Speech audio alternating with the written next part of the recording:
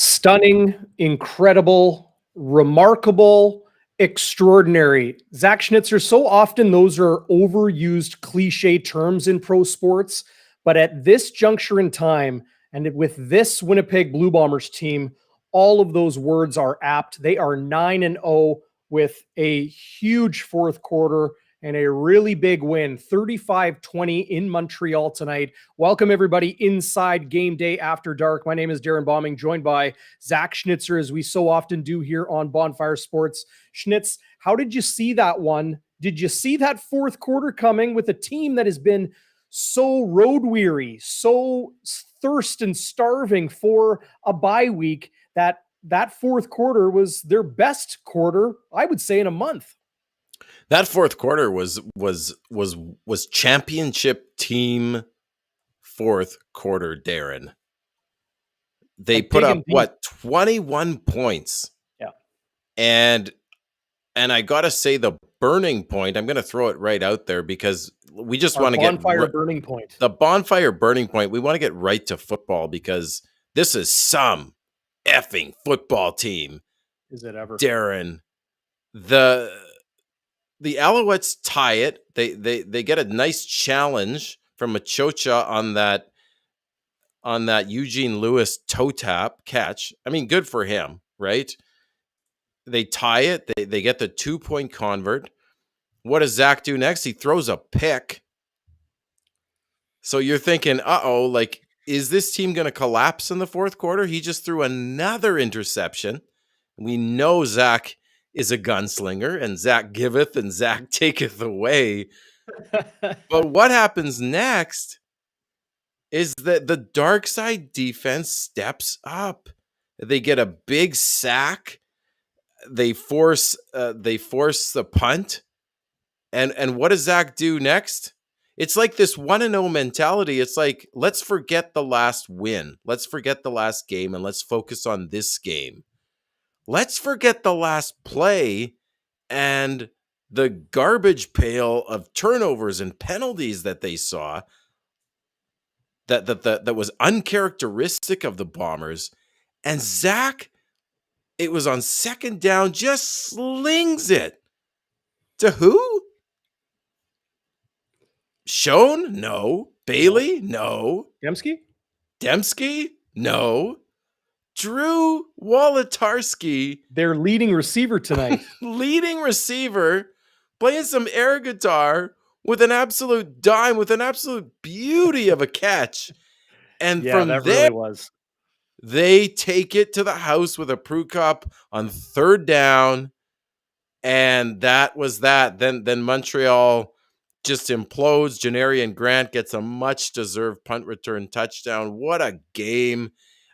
You know, Collaros is 26-1, not because he's perfect every night, Darren, but because he is Mr. Zen. He forgets the last play. He could throw 3 picks. He had a fumble, which led to an Alouettes field goal.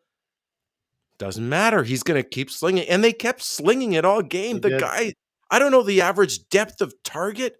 Holy crap, he just kept slinging it. Sometimes I got a little bit mad at him. I mean, I'm like, come on, buddy.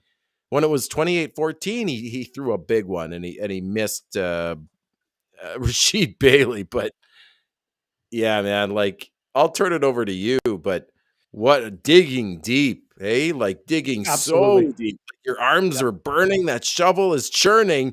And somehow you just get to that extra layer through the hard Manitoba clay in your garden, and you just you uncover a beautiful bulb or seedling, and holy Dinah, like what a team! It is a little bit ironic that a drill football coaches have done for generations, for decades.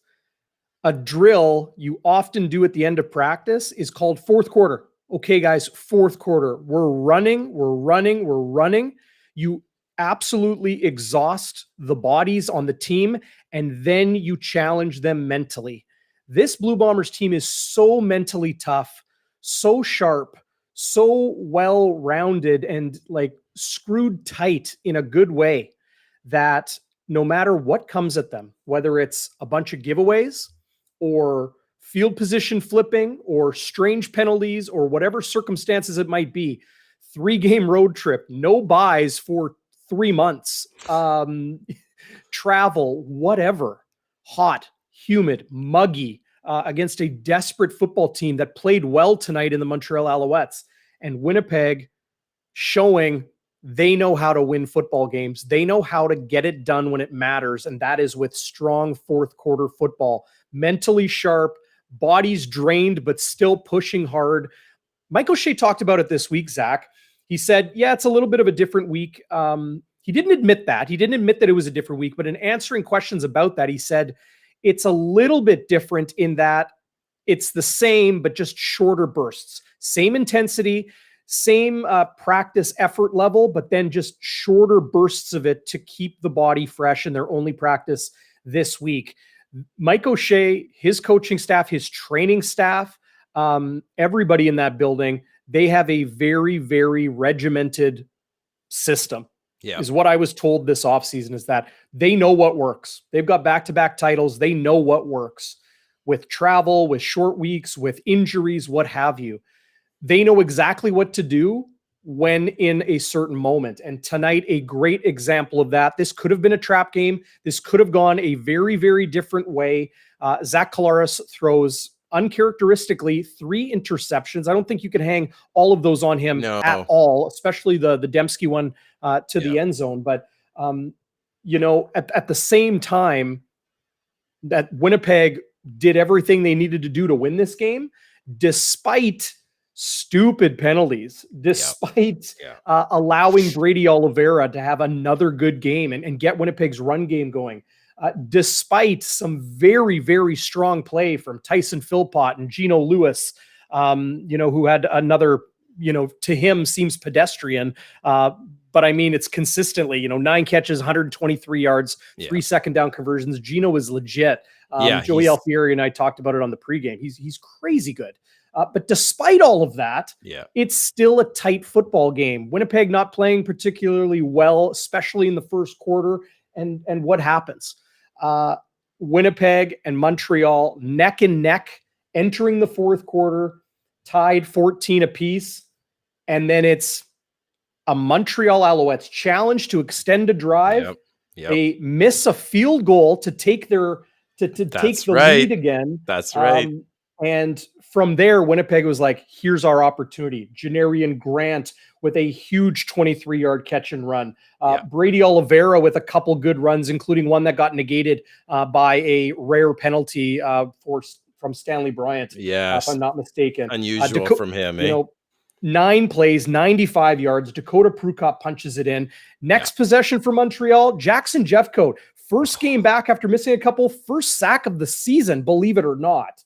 And was that his first one, Darren? No way. Isn't that something? Unbelievable, buddy. And then Janarian Grant with a 57-yard punt return touchdown to put Winnipeg up another score. And then it just went from there. Winston Rose interception, Adam Big Hill interception, Brady Oliveira rightly rewarded for 2 back-to-back really strong games. On a short week for a bang and bruise and wear and tear position like tailback. Good on Brady for having a 17 carry night for 92 yards, averaging over 5 yards per carry, 5.4, and then getting that touchdown in the fourth and quarter. Running outside, Darren? Like you saw a little bit running off tackle, which was nice. And what a catch by Brady Oliveira. That big catch. What was it? 23 yards or something. Yeah, I wrote that down. I couldn't believe it. That was Andrew Harris-like. Like unorthodox, right? When you send your tailback, especially someone like Brady, who's a little bit smaller and a little bit more power back style. He's a you power send back. him straight up the middle and he makes the contested catch. It's not like he was wide open. He made a very contested catch. Then a PI on Rashid Bailey. It was Rodney Randall who got that. And then Winnipeg finds their way for a touchdown. Dalton Schoen leading the league in touchdown receptions this season with his 7th. When Rashid Bailey had that PI call, and I think he made another pretty impressive catch in the first half. I remember reading his tweet earlier today, I believe it was, or it was late last night, that he had family driving up from That's right. Yeah. Philadelphia Yeah. to Montreal to see him play, which is, a rare thing. It's still a long drive from Philly to Montreal. It's not a short trip, but closer than, say Toronto or Winnipeg or wherever. And for him to have the game he did, just clutch when he needed to be. 2 catches on 6 targets, but they were big because both of them converted second downs, including his touchdown, Yep. which was a great one. And you could see, on the Blue Bombers social media accounts, how absolutely fired up he was to have the game he did. So, when Winnipeg is thin and depleted and tired, and like Dalton Schoen admitted to me, I said, how tired are you guys? I asked him this week. He's like, we're all right. We're all right. That's about the most you're going to get from a Blue Bombers team. They're never going to say we're tired. It's been tough. No, they're never going to say that. And they're never going to say we're great and lie and just be dishonest. We're doing all right. No doubt they were tired. No doubt they are beaten and bruised. They're going to have a couple days off now, no question. They'll do a little bit of film work tomorrow back in Winnipeg. But what a huge, huge win for this Blue Bombers team. I would put it up there with the win in BC, the win in Calgary last week, maybe even the win in the win against Hamilton was maybe more anticipated to be a big close game, but Winnipeg. Sure, Grey Cup rematch with the whiteout night. Yeah, for sure, buddy. At 9-0. They just continue to impress. I think as of right now, that's easily one of their best games of the season. They were plugged in, buddy. They maybe they weren't quite plugged in, but they plugged in the fourth quarter when it mattered the most. The dark side defense came to play. You had Jackson Jeffcoat make a hell of a play on the sack, and I'm plugged in thanks to my wife. I've got Ethernet cable, buddy, so there's not going to be any of that choppiness. Loud and clear and strong. Be perfect, loud, clear, and strong from me over here, Darren. I don't have enough superlatives for this team anymore. Like 9. Well, I said them off the top, right? Like remarkable, extraordinary, incredible. Are you freaking kidding me? Like I know I'm a fan, and I'm trying not to just jump up and down with glee, buddy. But like what we're seeing is unbelievably amazing by this team. And this is I tweeted this earlier this week. This is going to be a team that we will be talking about for decades and decades. It harkens back to those great teams of the 80s, Darren. Those legendary teams of the 60s with Bud Grant. How you go on a short week with one practice with a bunch of backups still playing, albeit Dembski comes back. Don't tell me that the Bombers just go in there and are just going to crush the Alouettes. Did I pick them to cover the spread 5.5? Of course I did. And I made a pile of money. I've turned $20 into $100 and going to buy my wife a present. But shout out to sportsinteraction.com. But to go into a trap game, like the biggest emotional game of the year, they go to McMahon, they beat the Stamps, they let it all hang out there. And then they go to Montreal and they play a team they haven't played. And maybe you can add on this, Darren. It is hard to play a team you haven't played. Like, I don't care if they're 2-5. And we know Montreal was a bit better than their record, right? You go into it's a hot night, right? Looking to cook the game, the Bombers were, cook that lark, cook that chicken. And they did cook them, but it was a slow burn. It was in the smoker for a while, and then they turned on the broil. But to go into an opponent's home field on a really hot night with no rest, and my goodness, and a Noel Thorpe defense, and Noel Thorpe, he brought pressure in a lot. You tweeted this, buddy. Like, how hard is it to go into another team's barn, a team you've never played, you've got the film on them, but you haven't played them yet, and to battle that adversity, you're getting kicked around with penalties and turnovers, and they come out and they just turn the broiler on and they cook the feathers, fat, and gristle off that lark. Oh, it was just like, how hard is that, Darren? You've played, you've covered football. That is Well, not easy to do on a, like, there's no rest there. the rest and the fatigue and My the travel and God. all of that aside, because we know what that is. Like that's undeniable. But in addition to that, I asked Buck Pierce this week about facing a team like Montreal that fired their head coach.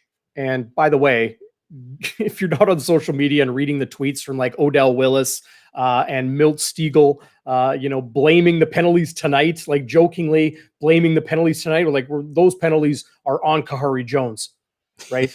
Right. That's the reason, the Oh, discipline. man. And anyway, asked Buck Pierce about facing a team that has changed mid-season, in particular, a defense that went from DC Baron Miles to Noel Thorpe.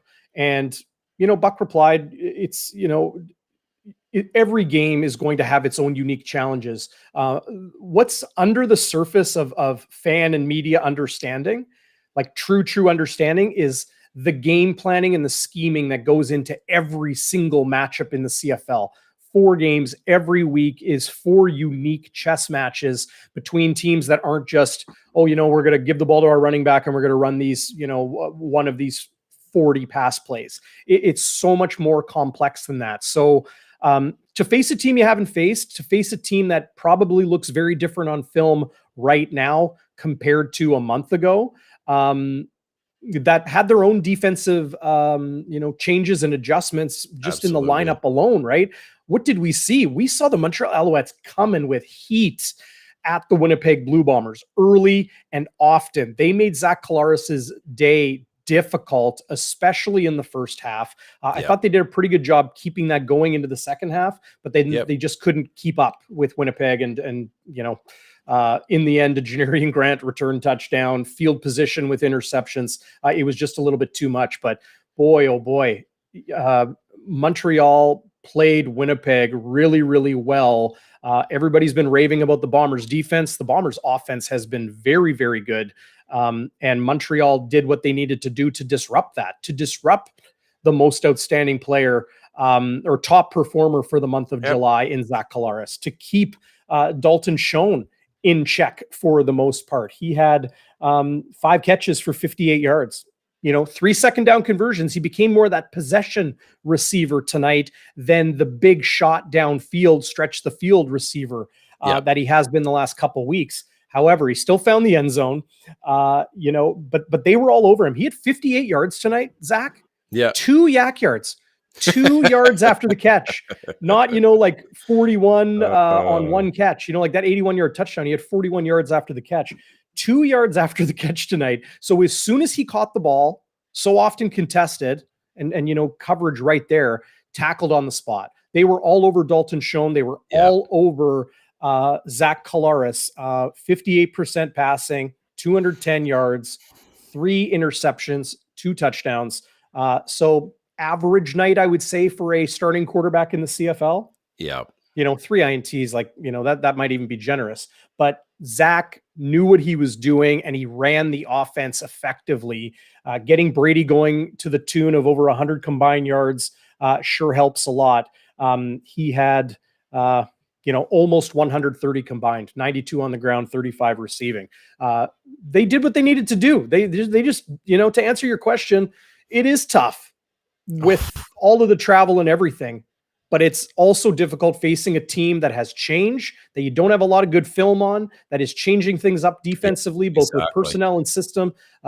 They found a way to get it done, and that's Mike O'Shea football. That's Winnipeg Blue Bombers football right now. They can look down and out. Don't ever count them out. They'll come back. Nice rhyming there, my friend. That Oliveira catch, I was just looking at the stats. It was a 35-yard catch, contested catch. Like you said, this is a power back making a contested catch. And that's film study too. Like I don't think you see Brady Oliveira running free up the middle on a go route very often, but they saw, I think, zero coverage, or it was man, and because they had the extra blitzer, which Montreal often did, by the way, and he throws it up to Oliveira, and he trusts him. Like Zach is just such a, God, I want to say the F word. He's just a gunslinger, like a Matt Dunnigan, like he just heaves it up there. Just unbelievable from him. But we talk about Zach so much, we can get away from him in a second, but just the Mhm. interceptions. I think that one on Dembski, I agree with you, Darren, and I That liked was a your tweet. beautiful pass. It was A a beautiful perfect pass. pass. Dembski just didn't get his hands on it. It bounced off Good, his really shoulder good pads, defense. and Really really good good defense. defense. I think that was that Dequoy on there who just Marc-Antoine grabbed it. Dequoy, yeah. Yeah. Yeah, it's similar to that. Second year player out of the University of Montreal, like a DB Yeah, making yeah, a hands play like that deep downfield on, a little U Sports on U Sports battle there between Dembski and Decoy. But yeah. no, that was a great ball thrown Oh, by it Zach was a Collaros. beautiful ball. Yeah. So I don't put that on him. I mean, Dembski needs to get his hands there. Sometimes he does do a little bit of a body catch, but who am I to say, But anyway, that wasn't, I don't think, people were calling for PI there. I didn't see that, Darren. Did you see any sort of PI possibility on that interception? On the Decoy interception? Yeah, I didn't You see know, anything, but I know there were a lot of fans out there. I was, the social media kind of lit up with that. yeah. Nothing egregious to me. And the reason I say that is, there was no jersey pull. I understand his hands were on him for a moment, but when the ball arrived, they fought for the ball. Yeah.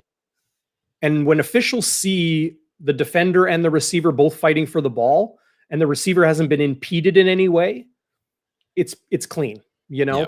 I had some people reaching out to me asking, like, why isn't that a conceded single when there's an interception in the end zone? Other people thought maybe Oh, Decoy's knee went down at the one. gotta love the CFL. Yeah, like it's a little bit counterintuitive, but I like the rule. I don't think if you create a turnover, not like, I understand a punt is a change of possession, right? Or a Yeah. missed field goal is a change of possession, and that's a single point. But an interception, if you create it in that moment, I don't think you should be penalized by having to give up a point. Otherwise, I don't know, like you're going to Yeah. knock a ball down you could catch. It doesn't make sense to I me. like what Kevin Sproul is saying in the chat. If you call PI on that, you'll just have to call it on every play. And I think you let, it's hard to swallow, Darren, when it's against your own team, but you got to let the players play a little bit. So I like the no call there on that interception. Zach's other one was an overthrow. I noticed he overthrew Drew Wolodarski. I imagine maybe that's pressure getting to him, or it's Might have been a little bit of miscommunication between the miscommunication two on the crossing route. receivers. Yeah. And then the other one, the one in the first pass he threw, I think he was under pressure and someone undercut the ball. And that, to me, that looks like Montreal film study. And like they call it takeaways, right? Because the other team schemes to take the ball away, and Montreal came in with a good game plan. So you can't just say Zach didn't play great. I think the other team, they're were in his takeaways. face. We Yeah. give ourselves takeaways. Michael Shea calls them takeaways for a reason, and Mhm. I get behind that, and I'm going to get behind that for Montreal. I think I don't put it all on Zach, and what matters is, and I talked about this in my mental health article, right? Don't make a single defeat your final defeat. You go on to the next play. It's very mindful. We can get into that on another show, but that's an F. Scott Fitzgerald quote that someone told me once, which I love. But I have a literature degree. I didn't do anything with it, but we gotta ask. I gotta ask you, Darren, about this pyramid thing. So this Yep. I've never heard. I'd never seen it. I'd heard of it. Holy Dinah! Like you talk about Kahari Jones getting turfed because of discipline, and then you see a penalty. Who was it on Twitter that was it Westwood or someone who said you don't see that gets coached out of you in Pee Wee. You don't see that penalty in I pro think football. I know Who was that? Jeff Hecht, Jeff the Hack former said that. Yeah. Canadian safety of the Blue Bombers in Edmonton and then a bunch of stops in the CFL. He said that's day one install of training camp, that you can't do Right. that. Pyramiding, for people that aren't familiar. Yeah, please explain it. Well, it's essentially like how you would make a human pyramid at the beach, right? Like you and your friends at the beach, and you can fall in the sand and not really hurt yourself. So you can kind of everybody on their hands and knees, and you layer up and crawl on your friend's back, and then they crawl on your back and whatever, right? You build it up. Pyramiding is using your teammate or the opponent to launch from, right? So I think it was 94 or 44. I can't remember who it was for Montreal, but they got on the back of their teammate and elevated off of their back. So like either push with their arms or even push with their feet to jump and elevate, not from the ground, right? So they call it pyramiding because you can't crawl up on the pile and try to get a Willie Jefferson mid in there to block it away. But it's illegal when you try and do that to break into your neighbor's house when they're away at the lake and you want to go in their pool, and it's illegal in the CFL. Get over the fence. And it's a pyramid scheme. Pyramid schemes don't work. Thank you, Andrea. I love that. Pyramid schemes don't work, but they work for a bit. Yeah, maybe for a bit, but that was a harsh one to take when you're in a close game and you've caused some turnovers.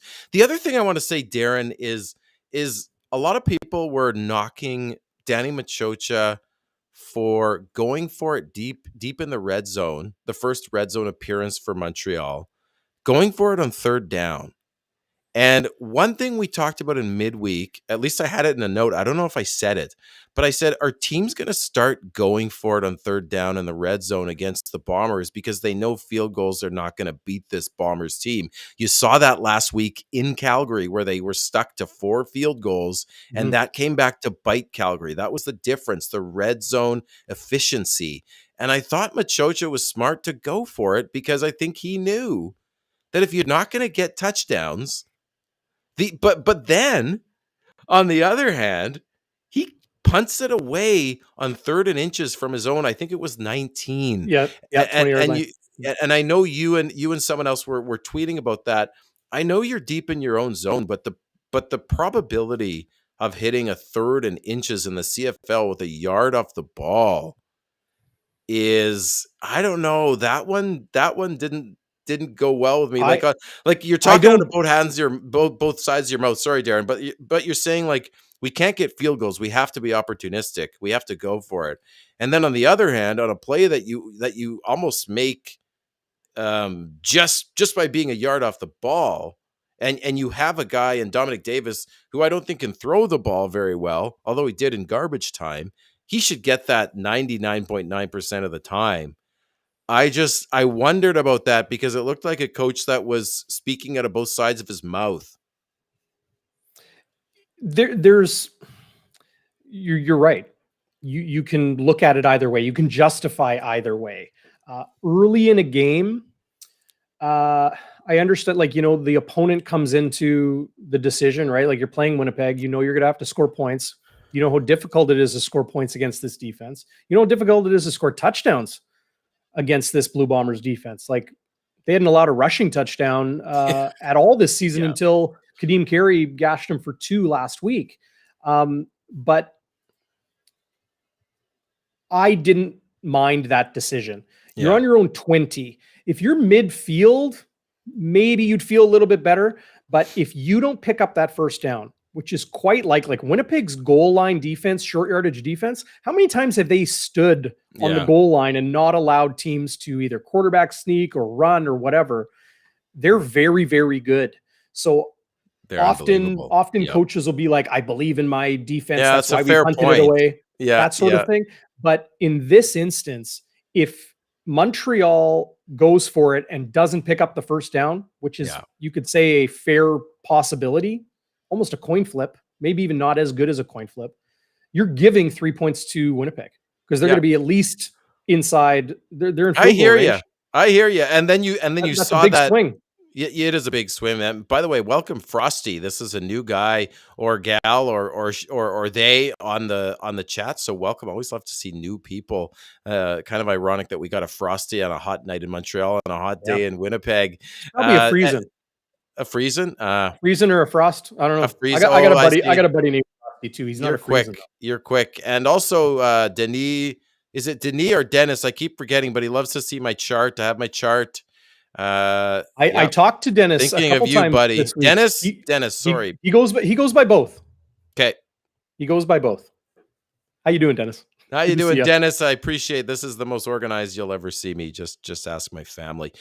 But you saw like the Bombers had a great stop in the first quarter where Biggie just tackles them to set up that 3rd and inches, right? I think it was Antwi who was trying to run it, and Biggie just stood him up, and Biggie later gets the interception. I didn't see it. I had to step away for a second to deal with a child sleeping. By the way, if people are wondering why we started early, there's different reasons. I know some people want to watch the coach interview. Darren is a gem of a person. He knows my wife and I are doing some sleep training with a toddler, and my 7-year-old too. We're trying to get her to sleep by herself, and he knew it would be helpful to start earlier. So we don't want to disrespect CJOB or anything, but he is just an unbelievable guy. I told him last minute, man, I might have to run to go intervene with that little toddler of mine. But hey, night 3, Darren. Family first, man. Three-peat, baby. I got my son to sleep without my wife having to intervene. And anyway, nobody wants to hear about that.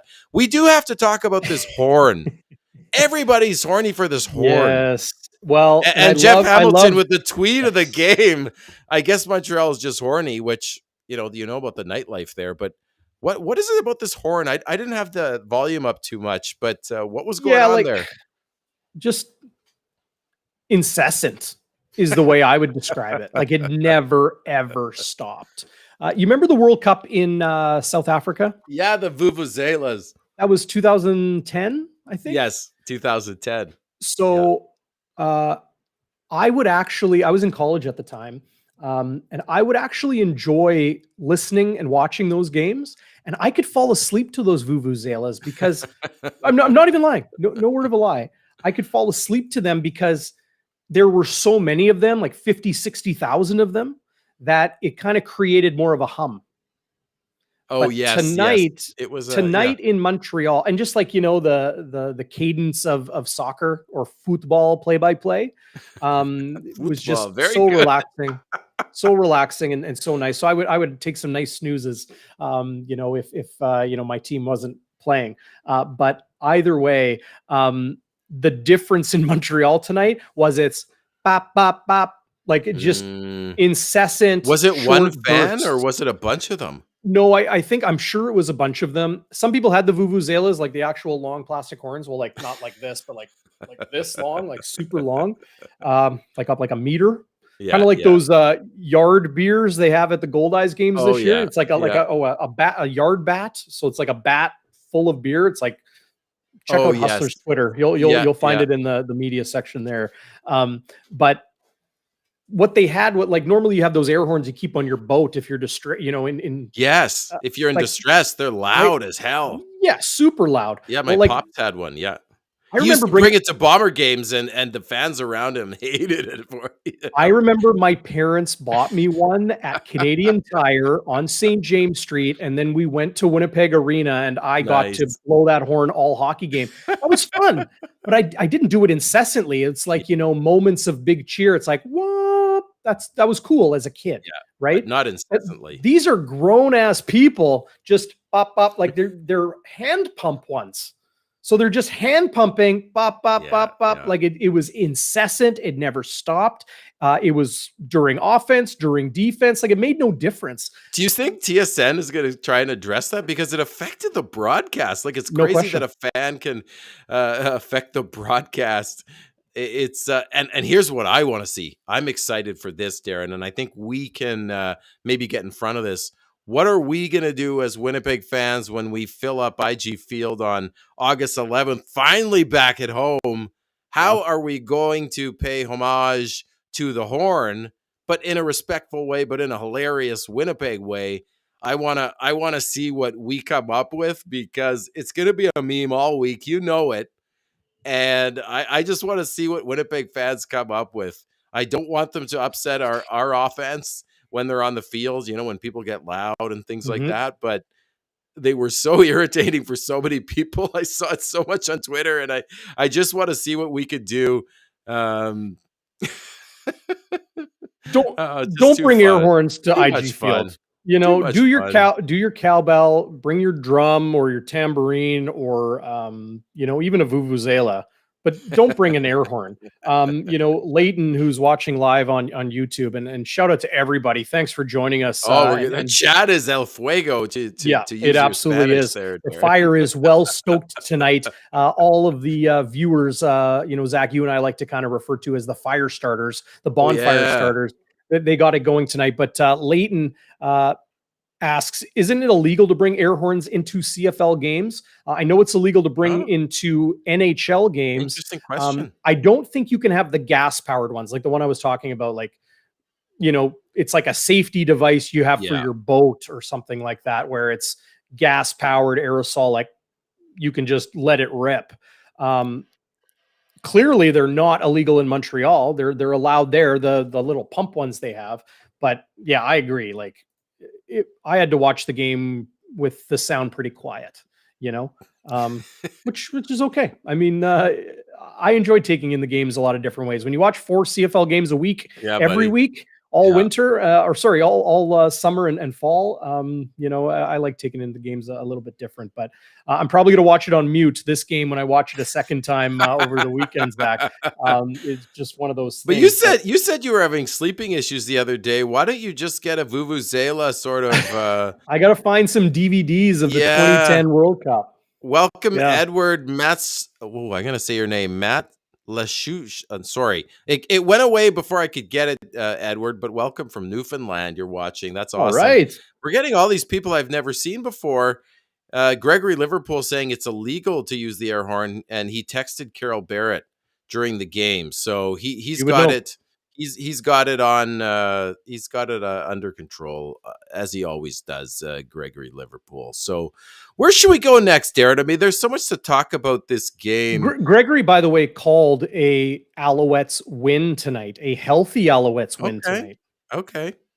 So just thought I'd point it out there, Gregory. Okay, well, hey, Gregory. Gregory and I have been having so much fun. We're in a couple chat groups together, and we DM one another and chat. And I always give it to you tough, Gregory, but it's because I love you. Oh, I love you, man. Like you're one of my favorite people in the Winnipeg sports scene. He's a sports fan icon. He's a Winnipeg sports fan.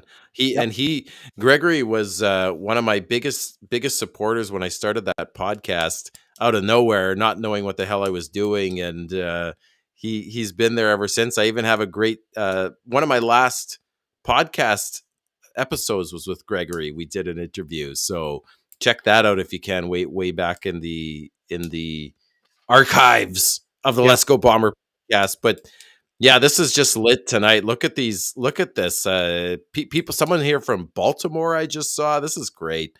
So where do we want to go? Do we want to go offense, defense, special teams, or what do you want to do, Darren? There's so much to talk about. Let's revisit one of the topics that is a frequent one on Bonfire Sports, whether it's Bonfire MidWeek, the pregame, GameDay Winnipeg, or here on After Dark, Zach.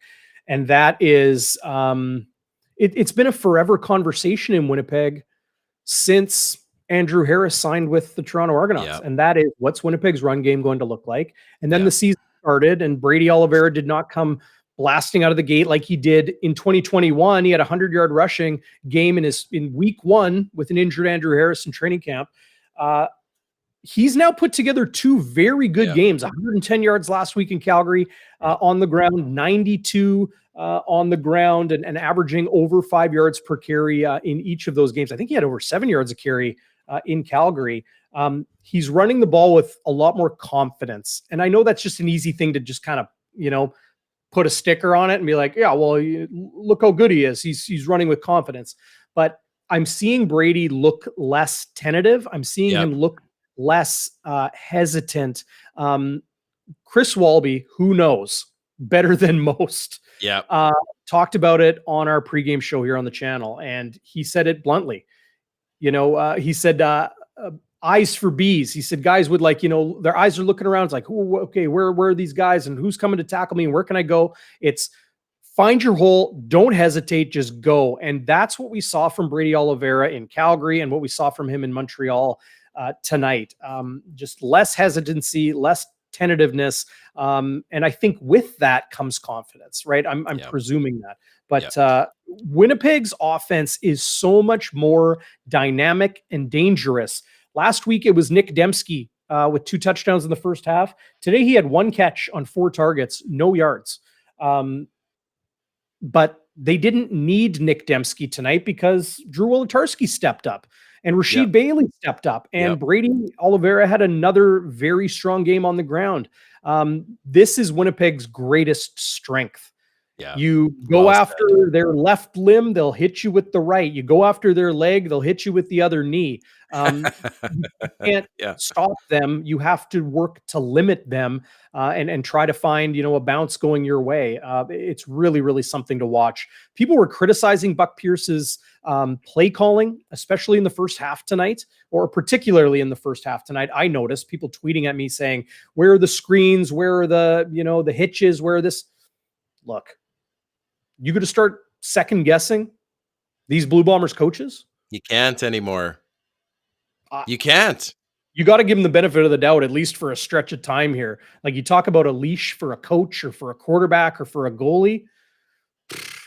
You got to give this Blue Bombers team a leash right now. They could lose 2 games in a row, and I'm still not going to criticize what they're doing because they know what they're doing. And I think faith has to be based in proof.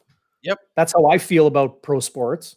I don't have a lot of faith in the Winnipeg Jets to be a playoff or a Stanley Cup contender. Yeah, don't get me started on the Jets. But that's based on evidence and proof and what we see, right?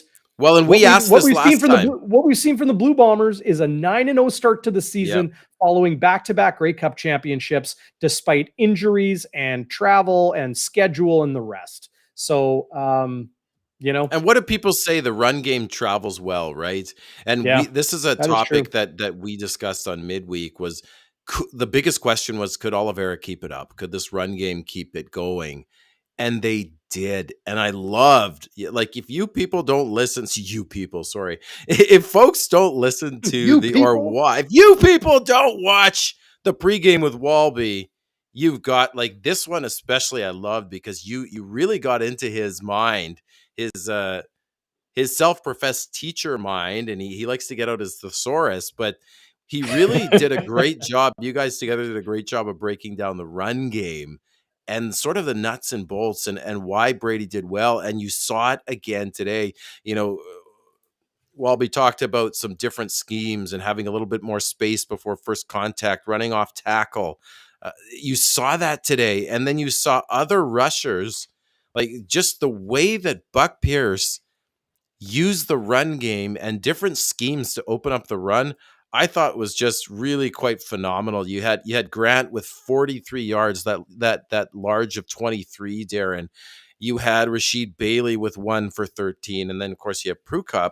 But what I saw, and I think you guys talked about this on the pregame as well, is when you have Grant and Bailey running across each other, not only is it confusing for the defense because they don't know where it's going, right, but then your eyes get confused. It's like an optical illusion. You don't know where it's going. It's it makes you delay, or it makes you think too much for a second, right? In football, it's milliseconds, right? Like if you lose your focus for a millisecond, you get confused by a read for a millisecond. That's the difference between taking one to the house and getting stopped in the backfield. And I think Buck did that so well. And you saw how all of those guys benefited in the run game. I was really impressed. But I do just want to say we've got a guy from Singapore apparently tonight. John Chan, I think his name. So welcome from Singapore. But Big Beaver, Saskatchewan in the live chat tonight. Oh. You ever been to Big Beaver? Is that an actual place? I guess so. I have to Google that. We may have to put a cap on that discussion right now. I don't know, man. I know there's eyebrow and elbow. It's like there's no Salisbury House in Saskatchewan because you wouldn't want to get a cheese nip in Saskatchewan. You wouldn't want to get a nip there. If you know, you know. If you know, you know. If you know, you know. Someone's from Vancouver Island as well, I'm seeing here. But just Darren, the run game, awesome. and I said it on midweek, and I'm quoting myself. How arrogant is that? I'm quoting myself. But I said, if you can't stop the Bombers' run game, and you've got Dembski, and you've got Bailey, and you've got Wolotarski, and you've got Schoen, and then you're going to get Ellingson back, and you have the best player in the CFL, and arguably maybe one of the top 2 O-lines in the CFL. I know you talk about Calgary. Good freaking luck stopping this team with this defense, which is sometimes playing on crutches on short week. Like, good luck. And then you've got the special teams. We haven't even talked about Legio. 5 for 5 on point afters. Great punts, like 50, 53-yard punts.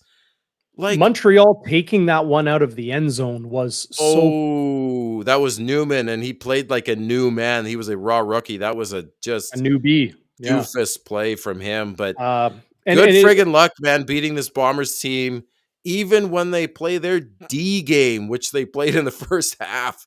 Darren, like Legio, I have just been over the moon with Legio, man. Like, he was unbelievable. I know I'm jumping here, but you weigh in on the run game, Darren. I kind of took over there, as I'm apt to do when I talk about the Bombers and get fired up. That's what we're here for, man. That's what we're here for, buddy. No, I think that's an important thing to talk about, Marc Legio, because the same way many were, discussing and critiquing Brady Oliveira versus Johnny Augustine and the Bombers' lack of a potent run game early in the season. They were, people were having those critical conversations about Marc Legio and not just converts and field goals, but also the punting game. And everybody was like, where's Liram Hairolahu? Where's, how long did Castillo sign for? And can we trade for this guy or that guy? How long? Yeah. Mark, people need to understand, if you're going to pay Greg Ellingson, you're going to pay Willie Jefferson and Jackson Jeffcoat and Adam Bighill, who got a raise. Bighill got a very, very well-deserved raise after taking a slashed salary in 2021 and then still going on to win an MODP in his 30s, which is ridiculously impressive. It is ridiculous. And if you're going to pay Zach Collaros to be the highest paid player in the CFL and not be able to afford a Kenny Lawler, and you have to find value where you can. And, kicker, for a long time, the Blue Bombers paid the highest paid kicker in the league in Justin Medlock, and he was worth it. It was reported in the $140,000 range. You don't see that very often. If you're getting Marc Legio on a mid-round Canadian draft pick entry-level salary, it's pretty much its league minimum. Yeah. Right? That is going to be money saved where you can pay it elsewhere. The Bombers needed Justin Medlock during his time here because he stabilized the team. He was lights out kicking, lights out punting, and just, you knew what you were going to get with him no matter what. It stabilized everything. I know it just sounds like, oh, it's the kicker. How stabilizing could that be? I remember Kyle Walters telling me years and years ago, he said, there's two important things that we're focusing on in rebuilding this team: Canadian talent, in particular on the offensive line, and on special teams. And he said, part of that is kicker. And a year later, he signed Justin Medlock. I go, there it is. It's what he told me. And, then we saw it, and we saw how Winnipeg was able to use Justin Medlock as a real weapon because he could hit from 48 every time. And it fit well, if I may say, with that game manager sort of dink and dunk, Matt Nichols pop gun offense that some people said, pop gun offense with a rhinoceros and Andrew Harris, it fit that Lapo offensive scheme where he got the most out of Nichols, and you had Harris, who was arguably the MOP every year. But this team doesn't work like that. We don't need Marc Legio to hit bangers from beyond 40, 3, 4, 5 times a game when you're just shuffling the offense over midfield. Like, we don't need that from Marc Legio. What we need is he needs to hit his point afters at a 95% clip. He needs to punt well. He needs to kick it off so that our coverage teams are playing well. He had a coffin corner punt. I mean, he's doing his job, and He's in the second year in pro football. And he's second in the league in, I think, field goal percentage, if I'm not wrong about that. I think it's in I'd have the to look that up. high Yeah. 80s, early 90s, just under Rene Paredes, who's Mr. Automatic. Well, he's been doing it forever too. But the special teams tonight, they had that one gaff on Philpott, but I thought they contained the return very well. You could see that Montreal missed Chandler Worthy, but you know what? I thought, what? Go ahead. I wrote down Tyson Philpott. Like for a rookie straight out of U Sports, he's a good player, man. He's got a lot of breakaway speed, a lot of elusiveness, and he had a nice return as well. I think late in the fourth quarter or early in the fourth quarter, late in the game. But losing Chandler Worthy. I mentioned that as kind of like an X factor in this game, because if it was going to be close, that's one way Montreal could have snuck a win past the Winnipeg Blue Bombers, is, with an explosion return for good field position, and then maybe a 7 on a return touchdown at some point in the game. So, I mean, I interrupted you and your thought on it, but no, I don't think so. I don't know who cares. Well, no, I mean, like, you can break all of those things down. What we're continuing to see with the Winnipeg Blue Bombers is that you move all the chess pieces around, you move all the dominoes around, and they still find ways to line them up in their favor. Yeah. And that can even be in the opponent. So, Avery Ellis was out tonight. Yeah. But Montreal was still incredible rushing the quarterback and putting pressure on Zach Collaros. Who was it tonight that really impressed me? He had one sack. He had a strip sack of Zach Collaros, and it got negated by a penalty. Their dime backer. Najee Murray? No, Pickett. Oh, Pickett. Darius Pickett. Yeah. Yeah. He had a really, really good game. Yeah, he did. He did. He was in Zach Collaros' face a couple times. Yeah, Najee Murray with that Steubenville, Ohio. Steubenville, Ohio. That was funny. Play. Yeah, that's a really cool thing. And fun with some of those comments of saying, I wish Najee Murray was back being the water boy when I was, when Collaros was the quarterback, instead of being up in his face and taking him down for sacks. But overall, Zach, I think the moral of the story, if you can, as the Blue Bombers now 9-0, 9 games in the books, 9 games remain in the regular season. They'll play Montreal on Thursday and then have their first bye week of the season, believe it or not. But the moral, as we're at the halfway point for the Winnipeg Blue Bombers following back-to-back Grey Cup championships, is this is the most entertaining football Winnipeg fans have seen, I would say, for many in their entire lifetime. And for a select few, thinking back to those Kenny Plain dynasty eras of 58 through 62 and those 4 Grey Cups in 6 years. Or 4 Grey Cups in 5 years. And I think they went to 6 over 10 years in that span. That was a special time. The 1980s was a special time. Right now, this is a special, unique time for not just football fans, but for sports fans in this part of the country. I don't know what more can be said about how good this team is, how competitive they are, how rock solid the foundation is, that, I'd be confident right now that Winnipeg could beat most teams in the CFL with Drew Brown and Dakota Prukop at quarterback. Who knows, I'm not even joking. I hear you. You could beat most teams with those guys. No, it is. It's absolutely special. I see some people hearkening back to 2001, but when I remember last year comparing 2001 to 2021, not this team, but last year's team, Grey Cup winning team, and even the 2021 team, the defense was so much better than that 2001 team. It really sets it apart. And then you're seeing it, because you saw that 2001 team was kind of like burst onto the scene, but then it fell back down to earth.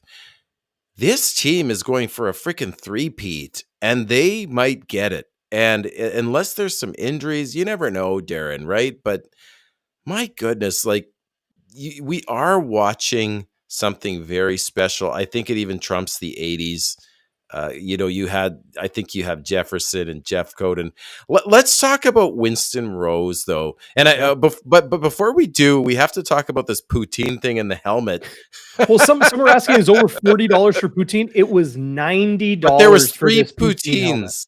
There was three poutines in Big there. poutine. It's a big I thought it was cool. Like And they look like caramel corn in the front and the mask area. I'd go in with 3 buddies, like me, Comet, Waiters, like let's get a helmet. The thing is, I want to keep the helmet, right? Like you guys eat everything. I want the helmet. The grand slam for CFL fans in this home and home series would be doing the helmet poutine tonight in Montreal and then coming home to Winnipeg and doing the Walby burger.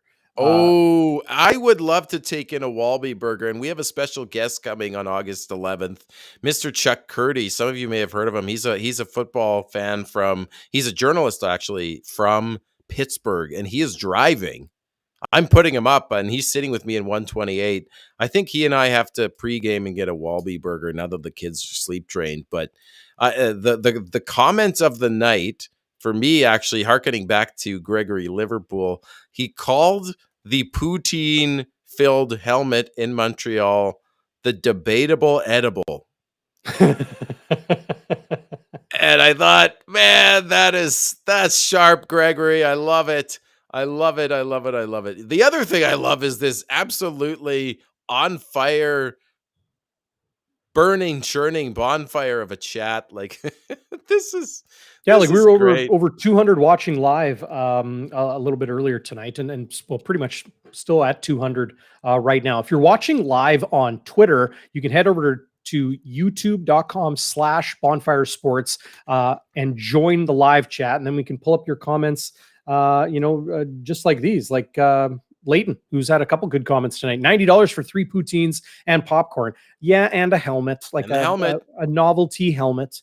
But 3 poutines, so like at a stadium, that's like what, $12 a pop? Yeah. So we'll say $30. We'll say $30 for 3 poutines because you're packaging them together. Then a little bit of caramel corn, maybe that's $5.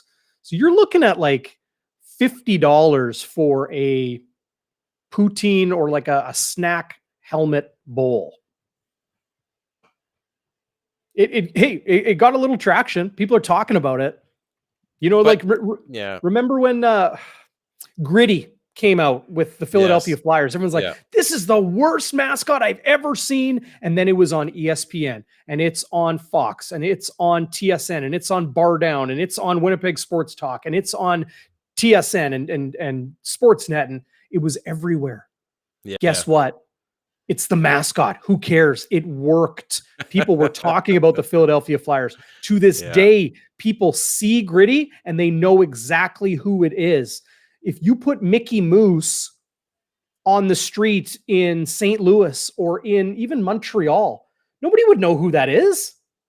No offense, but it's true. Yeah. Sometimes marketing isn't about making sense. It's about marketing. It's about getting attention. And when it doesn't make sense, it might still make some dollars, right? Right. Yeah. And I think we could capitalize on things that are special to Winnipeg. Like let's talk about our great Ukrainian community. I saw this fill a bomber's helmet with pierogies and halapchi. Pierogi, halapchi, maybe a Ukrainian poutine, a Ukrainian take on poutine. I think that would be awesome. So like some like kubasa in with the poutine. And donate some of the proceeds to this garbage in Ukraine. Now you got me salivating. I think the Bombers need to hire us for marketing purposes. But we'll 1,000 messages. What? By the way, Donnie C is killing it on the chat, and he kills it on his weekly. It's actually not weekly. How many articles do you write a week for CFL News Hub sign guy? I think it's 3. Mm-hmm. I may be wrong about that. He always gives us a shout out, and I want to give him a shout out. It's great writing. Appreciate that a lot, Don.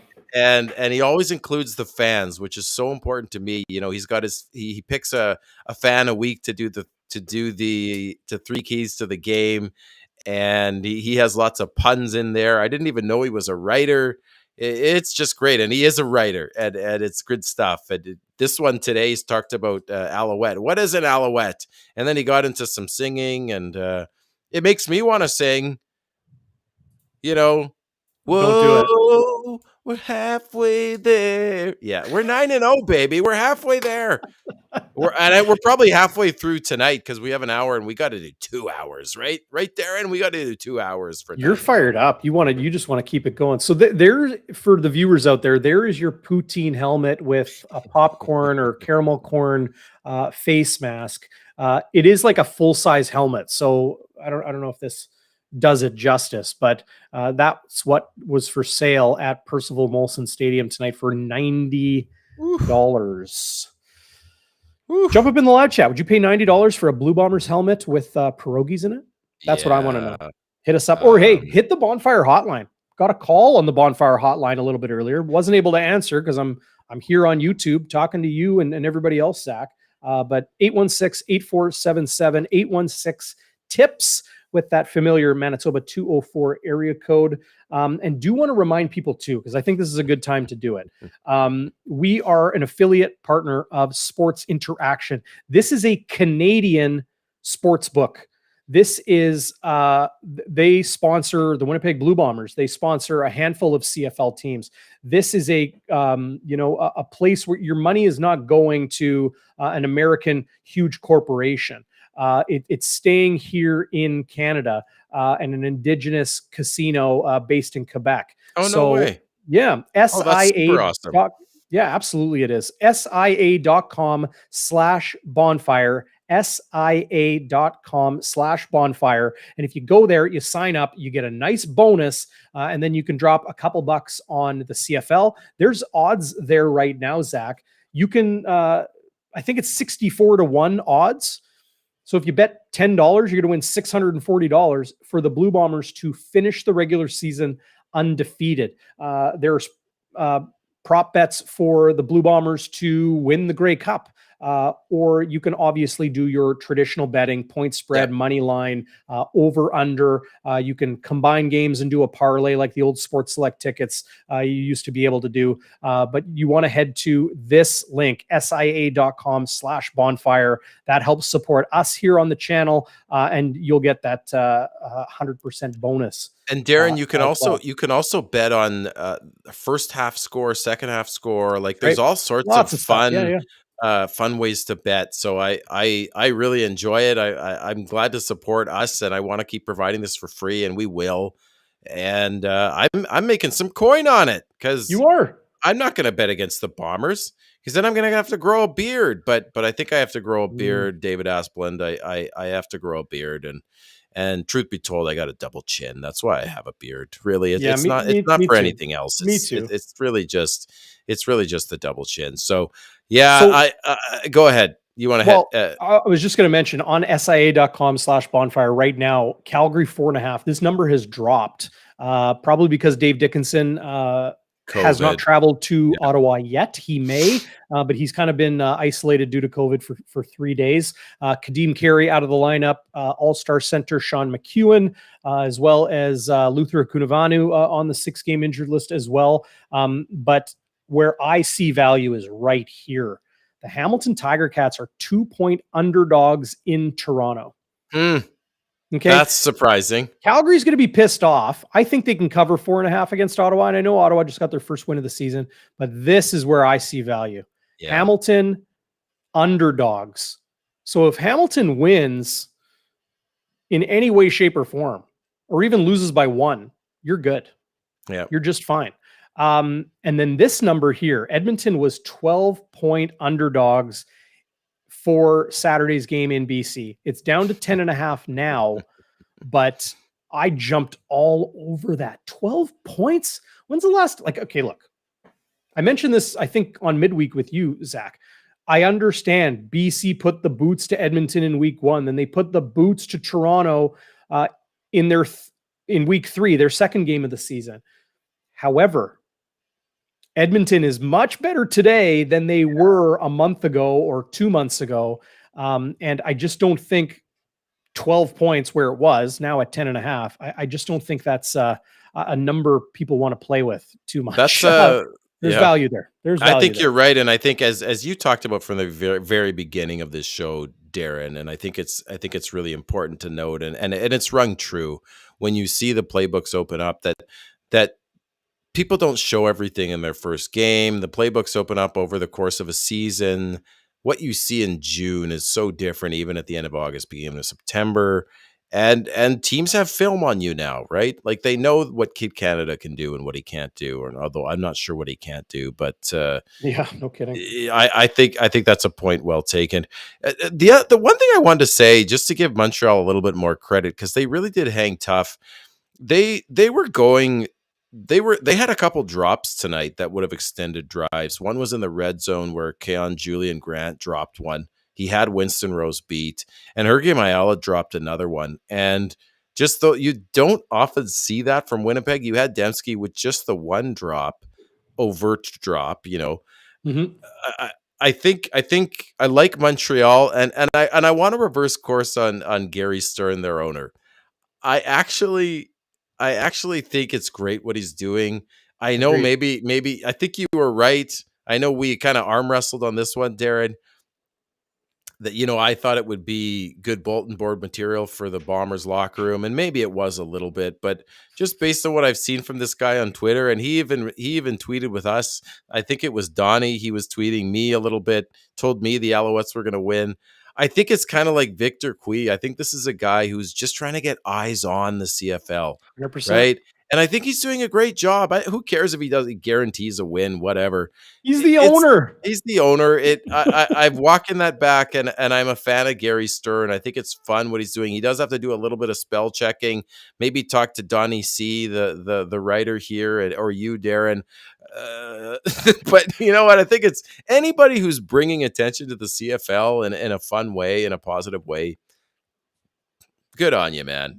Good on him for sure. New owner in Montreal, new owner in BC as well. Both doing great things to revive those fan bases. All the power to them. I hope it works because this league deserves 9 strong franchises. That said, David Stern. I keep saying David Stern. I know, not the former commissioner of the NBA. Gary Stern, owner of the Montreal Alouettes. Joined our good friends on Winnipeg Sports Talk today. Right. I want to check Hustlers that out. away, but he did a pre-tape with the Alouettes owner David Stern. So go over to Winnipeg Sports Talk and their channel here on YouTube if you haven't yet. I'm sure you have because you don't want to miss them. Subscribe up. They are big supporters of us here on Bonfire Sports. We want to return the favor to them. Great stuff. Hustler and Michael Remus always produce. I'm going to be on with Michael Remus tomorrow, just after 1 o'clock, like 1:10, something like that. So, we'll talk a little bit more football. So you want to go 2 hours tonight, Zach, but I would like to get some sleep. I don't know about you. I should probably. No, I'm playing. My eyes. But you've been going hard, buddy, because you've been doing some of the hockey stuff. You had the pregame. We had Tuesday was the midweek. So I'm trying to track down Brad Lambert right now, the Winnipeg Jets' second first-round pick. Right. Wrote about Rutger McGroarty on NHL.com this past week. Yes, you did. Trying to track down Brad Lambert has been tricky because he's playing for Finland right now, and they're playing games and preparing for the upcoming August World Junior Championships. In addition to the one that's going to start up again Boxing Day traditionally, as they always do. But either way, busy times. Wouldn't trade it for the world. And love being here with you, Zach, and all the Bonfire starters in the live chat, especially with this football team, like entertaining, dominant, impressive, and just a heck of a lot of fun. And apparently just Bailey Weeb 17 is saying Rutger has nice eyes. So he does. It's kind of what they used to say about Ryan Dinwiddie, those blue eyes. Now those eyes are kind of getting crossed lately. See, my friend Judy Owen, who has covered sports here in Winnipeg for over 30 years, she writes for Canadian Press right now. She always called him wolf eyes, like he had those piercing wolf eyes. Hungry like the wolf. You're in a singing mood tonight. I am actually a decent singer. I am multi-talented. Is that right? I am I it's hard when you're multi-talented because it's like, if where do I put my energy? Is it going to be singing, writing, being a podcasting. pretend sportscaster? Right. Oh, we've got some porn bots on here. We have hit the summit, Darren. We've hit the summit Oh, of. we always know we're lucky. Well, We're while you're fortunate doing that, when they jump in. let's. I think we have to give some airtime to Winston Rose, Okay. because he was getting a lot of criticism. And then was it the Hamilton game where he came to play and he's like, we were just like, oh yeah, there's Winston Rose. And he came to play again. I wrote down the amount of times he was on Eugene Lewis. Between him and Demario Houston, they had to cover, I would say, and you would agree with this, Darren, that Eugene Lewis is the best receiver in the CFL. There's times where he's almost uncoverable. Yeah. And they held him in check. You had that garbage time. But up until then, he maybe had 74 yards. It's like playing Connor McDavid. You're not going to stop him. You just have to contain him. You got to limit him. And I thought Rose was absolutely fantastic. He got a key interception. He was running routes with Eugene Lewis early in the game. And I really, really was impressed what we saw from Winston Rose tonight. Yeah. No question. I mean, Geno Lewis, I expected him to go up a lot against Dietrich Nichols and Demario Houston. Houston very close to pulling in another interception. Yes, in that fourth quarter. He was kind of mad at himself. But Dietrich Nichols, like, once in a while he'll get thrown at, but it sure isn't often. It's so intermittent game to game. He's really up there with Carriel Brooks. And Delvin Breaux, TJ Lee, those are the elite cover guys in the CFL today. I would even put Demario Houston in there right now. He's been that good. But what I noticed tonight, Zach, was whether it was, Geno Lewis or Reggie White Jr. or Keon Julian Grant or Hergy Mayala or Jake Weineke, they stayed on the same sides of the field. I don't know if it's because the hash marks have moved and there's no more super wide side like there used to be. But at least what I saw on the television broadcast, it's hard when you don't have the all 24, they call it. But the all 24 shows all 24 players on the field at the same time. But from what I saw on the TV broadcast was Winnipeg not switching. Right? They weren't following. They were saying, hey, if you're going to bring Geno over to the right and then bring him over to the left on the next play, we're not going to move. We're just going to kind of hang tight with where we are. Again, I'm not totally sure about that, but at least that's what I kind of tried to glean from the box. So you're saying they're trusting their receivers that any of them can take on Eugene Lewis. Like they're not going to trusting their DBs. Yeah. Sorry, their DBs. Dietrich Island waiters. Yeah. You call him the human tarp. I mean, you've been money on that from the very beginning. Human tarpaulin. Tarpaulin, yes. We don't want to forget that tarp is short for tarpaulin. Yes, that's right. That's important. But yeah, Winston Rose and that dark side defense just came to play in that fourth quarter, and I knew they would, man. It's not like in days of yore where the Bombers were tied going into the fourth quarter, and you're like, oh boy. How are we going to fumble this away? It's like, how are we going to win this one today? Is it going to be a pick? Is it going to be a return? Is it going to be Zach Calara's balling out? And it was all of those things, man. Like, what a fourth quarter. But shout out to Winston Rose and Demario Houston and those DBs. I thought Donald Rutledge played great. I thought he's bringing a real physical presence. Yeah, he's physical. And I loved what they did with, maybe talk about this, with the depth chart. People noticed that they brought in Ricky Walker. So you throw in another defensive tackle. You had Jeff Coat in, so they were able to get LB Mack took a seat. Who's the other guy who took a seat? Wilcots, both on the practice roster. Yeah. Wilcots, guys who played well, but I think that they knew that maybe Montreal was vulnerable up the middle, and they did a heck of a job stopping the run game. Like you've seen Jeshurun Antwi, who's come from nowhere, rip off huge, like 70-yard runs. They held him to, I think, a reasonable 5-yard average, and that limits an offense, I think. I thought Walker had a great game, and that it sails that interior D line, and of course Jefferson and Jeffcoat. So not too often I'll criticize players outright, right? I'll tell you what they do well, and I'll tell you if they had a bad game. What I saw from Cedric Wilcox and even LB Mack to a degree was in Calgary, they got kind of their feet stuck in the ground. You know, they looked a little bit. I'm not saying they were lost. I'm not saying that. I'm saying there were times where they looked a little bit stiff when the play shifted. You know, Winnipeg plays that swarm to the football defense. It doesn't matter who you are or where you are on the field.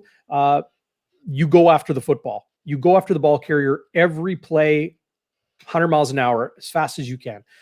Loose change, I learned recently, is what the Blue Bombers defense calls it, whether it's a drop pass or a fumble or even an incomplete pass.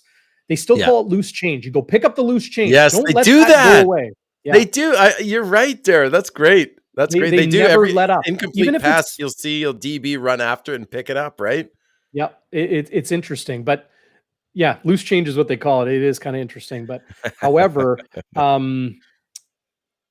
those guys were a little bit maybe stuck in the ground. So you bring in Ricky Walker, who has been tirelessly working. He's either been that game day scratch, so getting a game check, but you know, similar to what Jeff Gray was doing last year, where he was on the roster but just didn't dress. He would be that game day scratch, that healthy scratch. Or he's been on the practice roster, Ricky Walker has. Second year here in Winnipeg, trying to earn his spot. He's working. They're rewarding him. And absolutely, Zach, to your point, it very well could have been something to do with what they saw from Montreal and Josh Renantwi and the rest. I think it had more to do with, we've got Jackson Jeffcoat back. We know what we have in him. He's healthy now, 100%, whatever. Nobody's ever 100% in pro football, but they know what they've got in him. They know what they've got in Teadric Hansen and in Willie Jefferson. It's not two rookies or two first-year guys like they had in LB Mack and Wilcox. No knock on them in that regard. But you've got more of your veteran guys that you know what you're going to get from. In Jeffcoat and Jefferson in particular, Hansen too. So let's bring in a defensive tackle, a guy who's been working his tail off. So good on Ricky Walker, because not only was it his first sack, if I'm not mistaken, but it was a pounding hit from behind, clean, but blind side. And that was a real thumper. Oh, it was. He's a big kid, eh? The other thing I saw was again, even when Oliveira was only getting maybe a couple of yards on first down, that the Bombers' ability to throw completions, second down completions to move the chains again. They were at 53% tonight, 10 of 19. Montreal was only 43%. But that's where you see Zach Collaros just sling it, and he's got no fear, and you kind of have to play like that when there's tight coverage and they know you're going to throw the ball.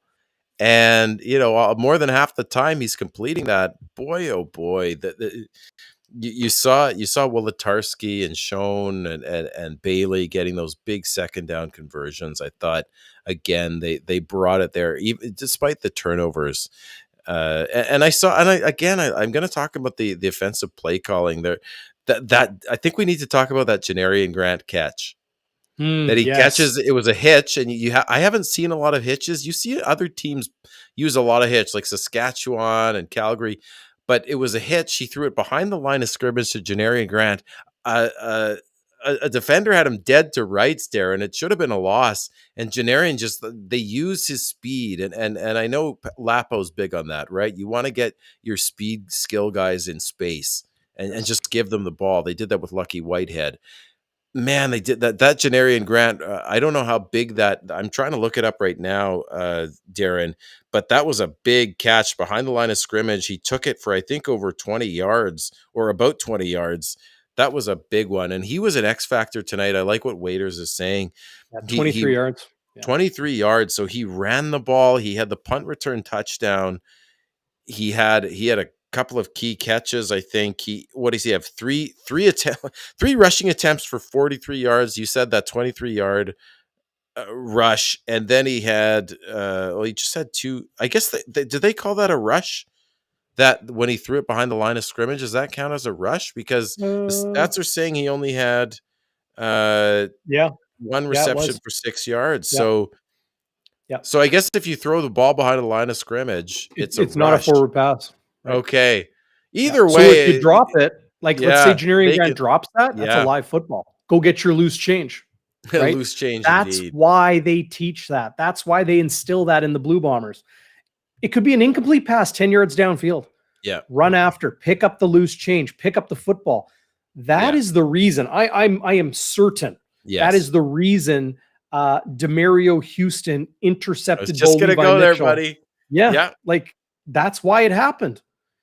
yeah, that's exactly right. He You was go after the ball. there. He was right there when that ball came out of Kamar Jordan's hands, right? And it wasn't lucky, because you got to be good to be lucky. Because Richie Hall's been talking about that for years, right? That they preach that in practice. Like you always follow to the football. You always go to the football. You always strip and rip. You're always around the football, and you pick it up. I love that loose change, man. That would be a good name for a podcast, loose change. But Loose change with Richie Hall. Loose change with Richie Hall. I have to convince him. I have to convince the veteran coach to do a little podcast. And Teodric Hansen from Potsdam, he almost picked off Harris. Hey, he batted it. Oh man, can you imagine if he would have pulled that in? Oh, it would have been a house call. But anyway, that was quick thought on Richie Hall. Malik Boynton, who is an American defensive back who came to Blue Bombers training camp, I think in back-to-back years, never stuck with the team. Right. He's now coaching, but he put out a tweet. He's been very, very active on social media, before his time in Winnipeg and ever since. Put out a tweet this week because now he's coaching football, and he wanted to thank the best coaches he's ever had, and that was here in Winnipeg with the Blue Bombers, and in particular Richie Hall, and the importance of relationships. It's not just about coaching players, teaching them the X's and O's, the strategy, the little tips that can help you be a little bit faster, a little bit stronger, a little bit better angle, better leverage, whatever. It goes to treating them like humans, building a relationship, and then that paying dividends because the players appreciate their coaches and they want to do well for them and for their teammates. I know that because I've been around it for so long, and I've heard it come out in little pieces in comments from coaches and from players here in Winnipeg. That's what it is. So I know exactly what Malik Boynton's talking about when he says Richie Hall, Winnipeg Blue Bombers coaches, relationships. That's what it is. But a very cool thing, and it's obviously a reason why the Blue Bombers are as good as they are at this juncture in time. Zach, I want to get through our picks because people are waiting for them. I know that. I also have a ton of messages in the chat that I have saved. So questions and comments I want to get to as well. But let's get it started with our Walby's Warrior, my favorite every post game here on Game Day After Dark. Who is your Walby Warrior tonight? The guy who got dirty, gritty, hard, and helped the Blue Bombers, maybe almost in an unheralded way to a win. Is that what Walby's Warrior is? See, we gotta get this straight. So I always thought Walby's Warrior was kind of the player of the game, like the game ball guy. Oh, I see. Do I have that wrong? Because correct me, please. I always gave it like Walby back in our TSN days. Walby's Warrior, we always gave it to the guy who went to war, the guy who battled and scraped and scratched and put in that extra effort to help his team. Gary Stern is my Walby Warrior. Yeah. he's putting in the extra effort. I'm the Walby's Warrior for sleep training my son. Yes, Jeff Cabellis. We're going to share that Walby burger. Okay, no, I like that better. So then we've got to have a player of the game too, and we've got to have the Bonfire player of the game or the Bonfire Stoker. I don't know, but so if you put it so it was going to be Janarian Grant for me for Walby's Warrior because you saw him, you had the punt return, you saw him rushing the ball, receiving, although it's kind of technically rushing the ball. But I think I have to give it to Winston Rose. I think without Chandler Worthy there, Mm. the biggest weapon and kind of a guy like we've talked about that you kind of just have to contain more than stop, because you can't stop Eugene Lewis. Winston Rose and a little bit of maybe a second award, a silver medal for Demerio Houston. I think Winston Rose came to play, and I just love how he stuck with Eugene Lewis, especially in the first half. He gets the Mhm. pick. He was running around on the pick too, trying to find a lane. So I'm going to give my Walby's Warrior to Winston Rose. I'm going to give a honorable mention to Ricky Walker Yeah. and Janarian Grant Yeah. tonight. I'm going to give my Walby Warrior to Brady Oliveira. Just for what he has gone through over the Yeah. last number of weeks. He's spoken about it openly and with class lately, in saying how it's been tough to hear the criticisms. He's a Winnipeg kid. He wants to play well for his hometown team, for his friends and family, and for everybody that loves the local story. To put together a good game in Calgary, that's a great thing. But it's Yep. one game out of 18 in the regular season, and I'm sure for Winnipeg hoping to play 20 or 21. I'm giving it to 127 total yards, right? I'm giving it to Brady tonight Yep. because of that contested catch. Like, that is above That and was beyond beauty. for a tailback deep Yeah. downfield, and also for on a short week, going 15 carries for 110 last week, 17 carries for 92, and keeping his average above 5 yards per carry in short week road games back to back, like it was. That's my Walby's Warrior tonight. That's a Uh, good one, buddy. He yeah, grounded out, right? Because that's essentially what a power back does. And then getting that tutty, as you say. the Teddy.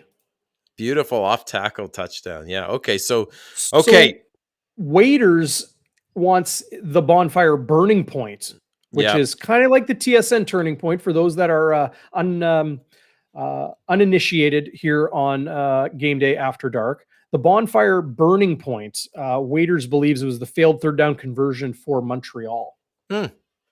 Okay. That definitely a big point of the game for sure. I would That third and goal in the early in the yeah, second quarter. Yeah. because that would have been big had they converted that. That's sending a message to the Bombers, right? Mhm. Like, we're coming to play. For me, again, like I kind of gave it away. I'll be quick. For me, it was after Zach throws the pick again, the third pick, tie ball game. Right, the game was up in the air. It was anybody's game, and Zach throwing that 41-yard Hmm. dart to Drew Wolodarski, a guy you don't usually think of as someone who's going to get a big play reception. For me, that was huge, and that set up the winning touch. What ultimately was the winning touchdown? That was for me. But I think could be lots of burning points. What about you, Darren? My Bonfire Burning Point tonight is when Janarian Grant ripped off that 23-yard catch and run, that hitch you were just talking about. Yeah, Like 2 plays later, like that seemed to just spark something. It was a tie football game. It was 12 minutes, something like that, left in the game, and tied. Montreal went just prior to that. Montreal went 60 yards, a 60-yard drive, and yeah, then Cote missed a 49-yard field goal. right. Then Janarian Grant ripped off that 23-yard catch and run, and it was just like the way he did it, like running through defenders. I don't mean like running through them, but like multiple defenders, and just like knifing his way between them with speed and reckless abandon, like a true kick returner does. To me, at that point, it was just like something like, whoa, okay, there's a shot. Then a couple plays later, that really sticky catch by Drew Wolodarski that was impressive. A couple very good Brady Oliveira runs. He had one for 11 that got called back by penalty. I mentioned that earlier.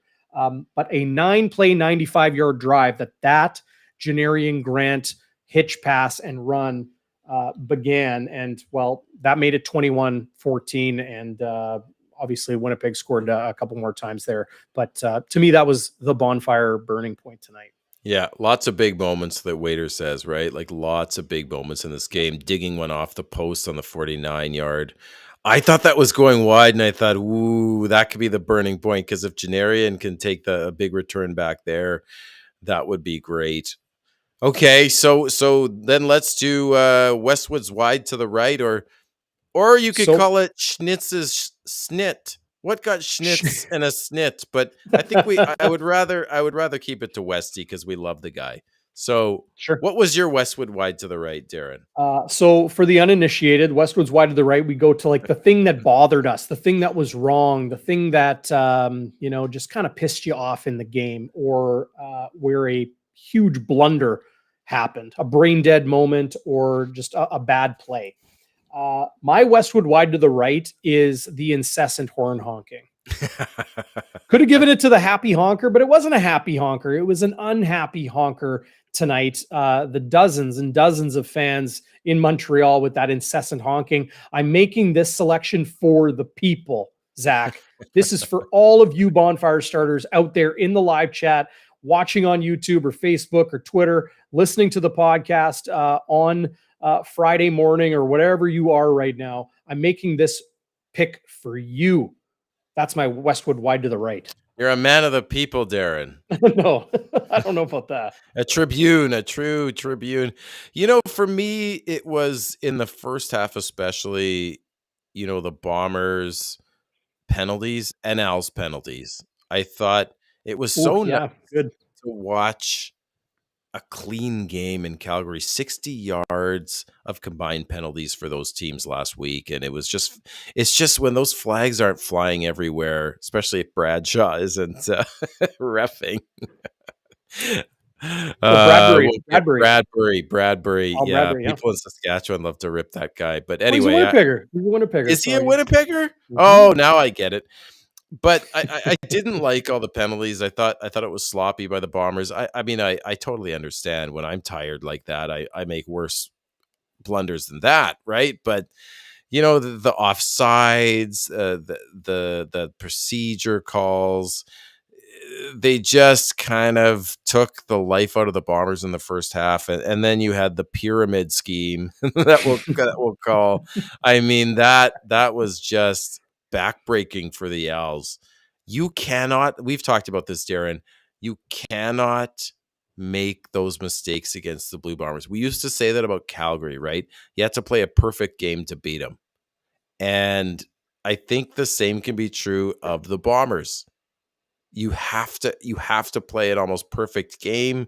You cannot do that. So that one in particular, which caused the touchdown, they got the Bombers off the field, for God's sakes. Yeah, I think that's my wide to the right. You could also give it to these bots in the live chat. Apologies, everybody. Doing the best I can to block these cyber individuals. Did want to mention, we were just talking about Al Bradbury being a Winnipegger. Right. Comment mentioning John Liu of TSN. Yes. Still looking sharp. Winnipegger. No way. Yes, a lot. He is the most unknown Winnipegger in the country. I had no idea, buddy. Yep, that's right. I love me some John Liu. He always looks sharp, but you have to if you work in Montreal, right? You can't be wearing you can't be Matthew Shinnidy, who I think looks sharp, but he looks sharp in Toronto sharp. Way. He's Toronto sharp. Yeah. True metropolitan Gotham. He's a big Batman guy, right? So you live in Toronto, lives in Liberty Village or whatever it is, and he's Liberty Village. Oh yeah, cool guy.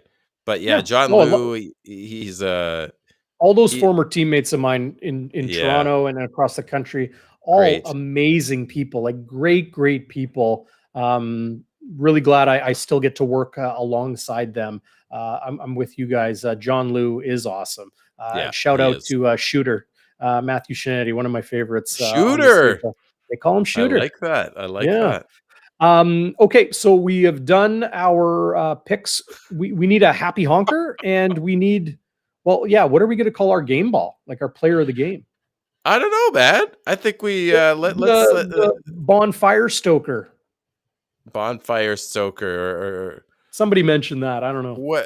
That reminds me of the Dracula. Who wrote that? Bram Bram Bram Stoker. Stoker. Hmm. Bram Stoker. Bram. Bram. So I don't who is know. your happy honker tonight? Who is my happy honker? Jeremy Lockstedt he's been saying it for 2 hours here on Game Day After Dark.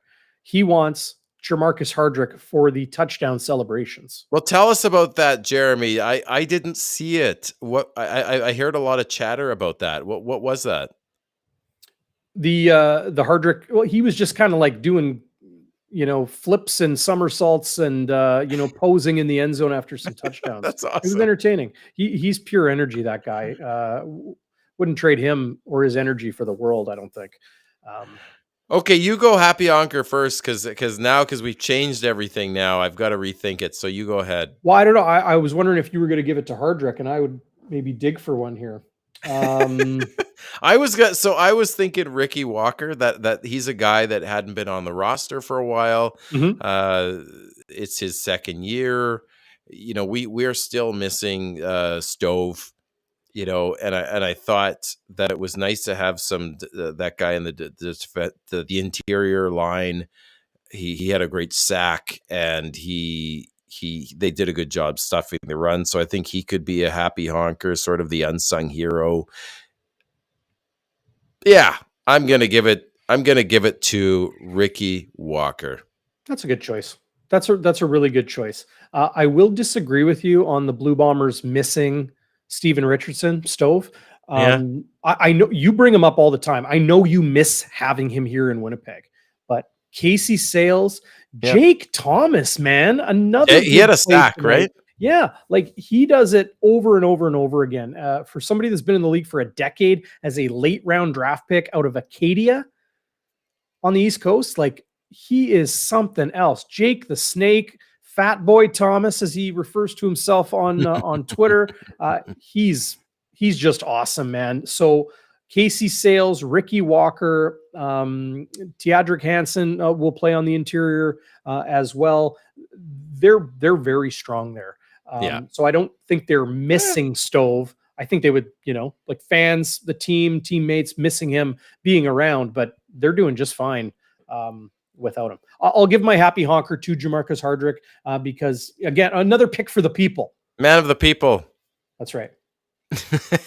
That's right. Waiters gives his happy honker to Mike Miller. Well, you could always give it to Mike Miller. I mean, that's the problem. It's like who was it in the NHL who always could. I'm trying to think.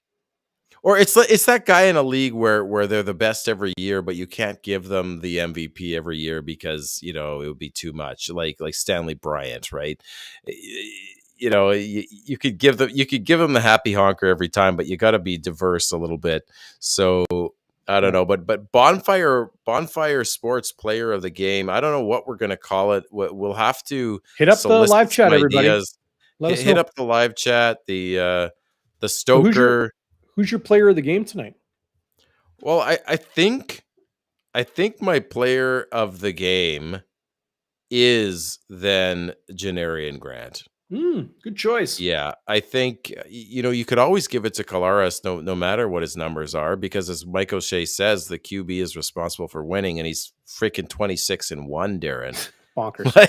Yeah, it's unbelievable. 26-1 in football, which is 24 guys on the field at once. Anything can happen, but I just thought Janarian Grant, we've seen him even in training camp. You'd been tweeting about it, that he was in the ones.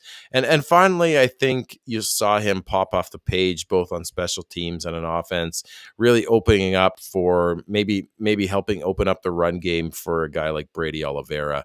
I think you could easily give it to Brady Oliveira. I love this. Yep. I think it's such a Winnipeg thing when you have a Winnipeg running back who's just grinding it out. Love Brady, and I love again what you and Walby did in the pregame, just talking about how he is hitting his holes, he's trusting himself, and I love that. But Janarian Grant, for me, I like what he did, and he had a good return as well, aside from the punt return touchdown. Strong pick there.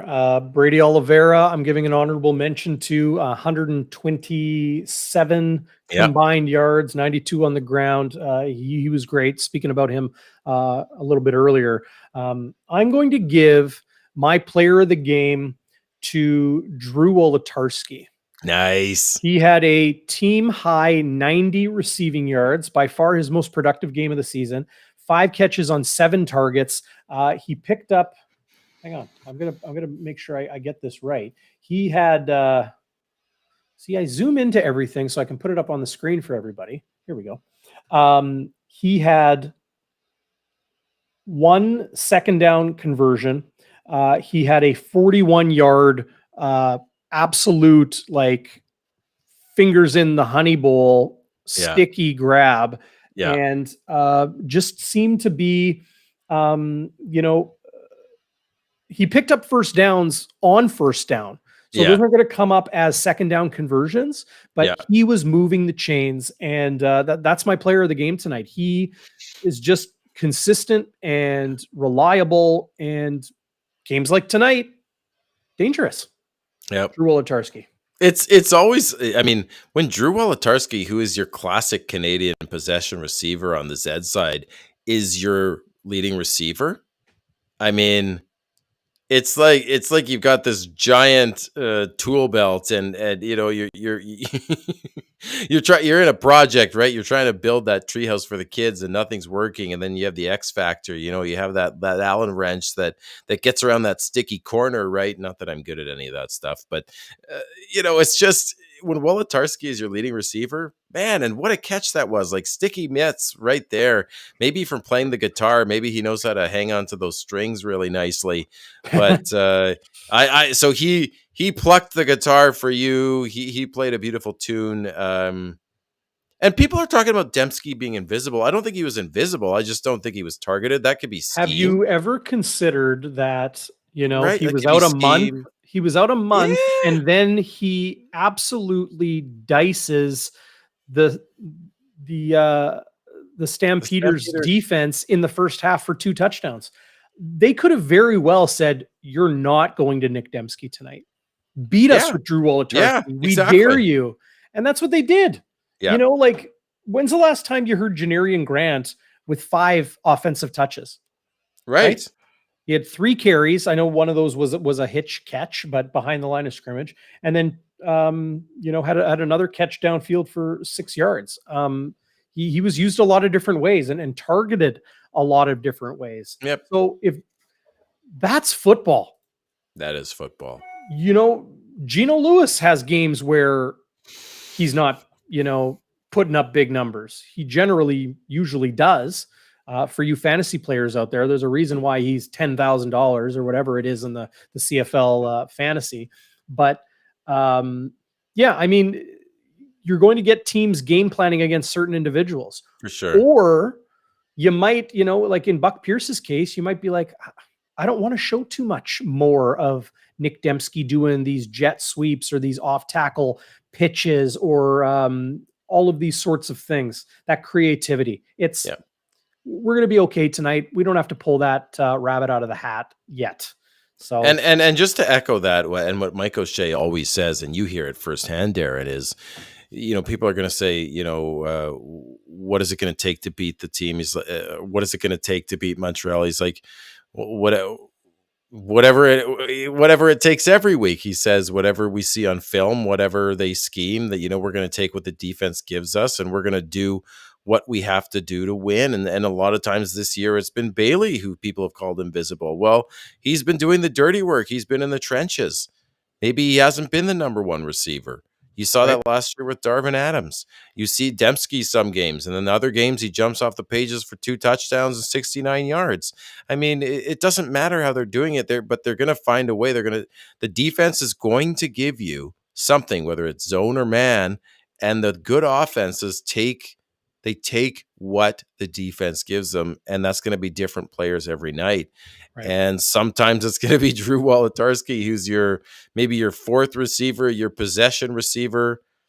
You got to love that about the Bombers. I don't think it's fair to say Dembski was invisible. You'd really have to break down the film and say, what were the catchable balls for him? Where was there a chance where he should have beaten the DB or ran the wrong route? I mean, I guess the only thing you can say is maybe he needs to catch that ball in the end zone with his hands. But the DB was in good position. Maybe he couldn't get his hand. Maybe he couldn't fight back to the football. I mean, Yep. I think it's just football is too complicated to make blanket statements like that. Well, hey, Zach Collaros can throw for 300 yards and 4 touchdowns and no interceptions. The Bombers can win by 10 points, or he can throw 3 interceptions and go 58% for 210 yards and they can win by 15. Yeah. That's why that's a big reason why I believe football is the best team sport on earth. And that's a hard thing to say when you grew up in the prairies. You know what I mean? Yes. Prairie boy Canada. Hotbed, right? Yeah. And I love hockey, love it to death, and have been in love with it since I was a very, very young child, obsessed with the stickers and the logos of the teams and the cards. And then, getting into learning how to skate and playing and my whole life. But when I realized the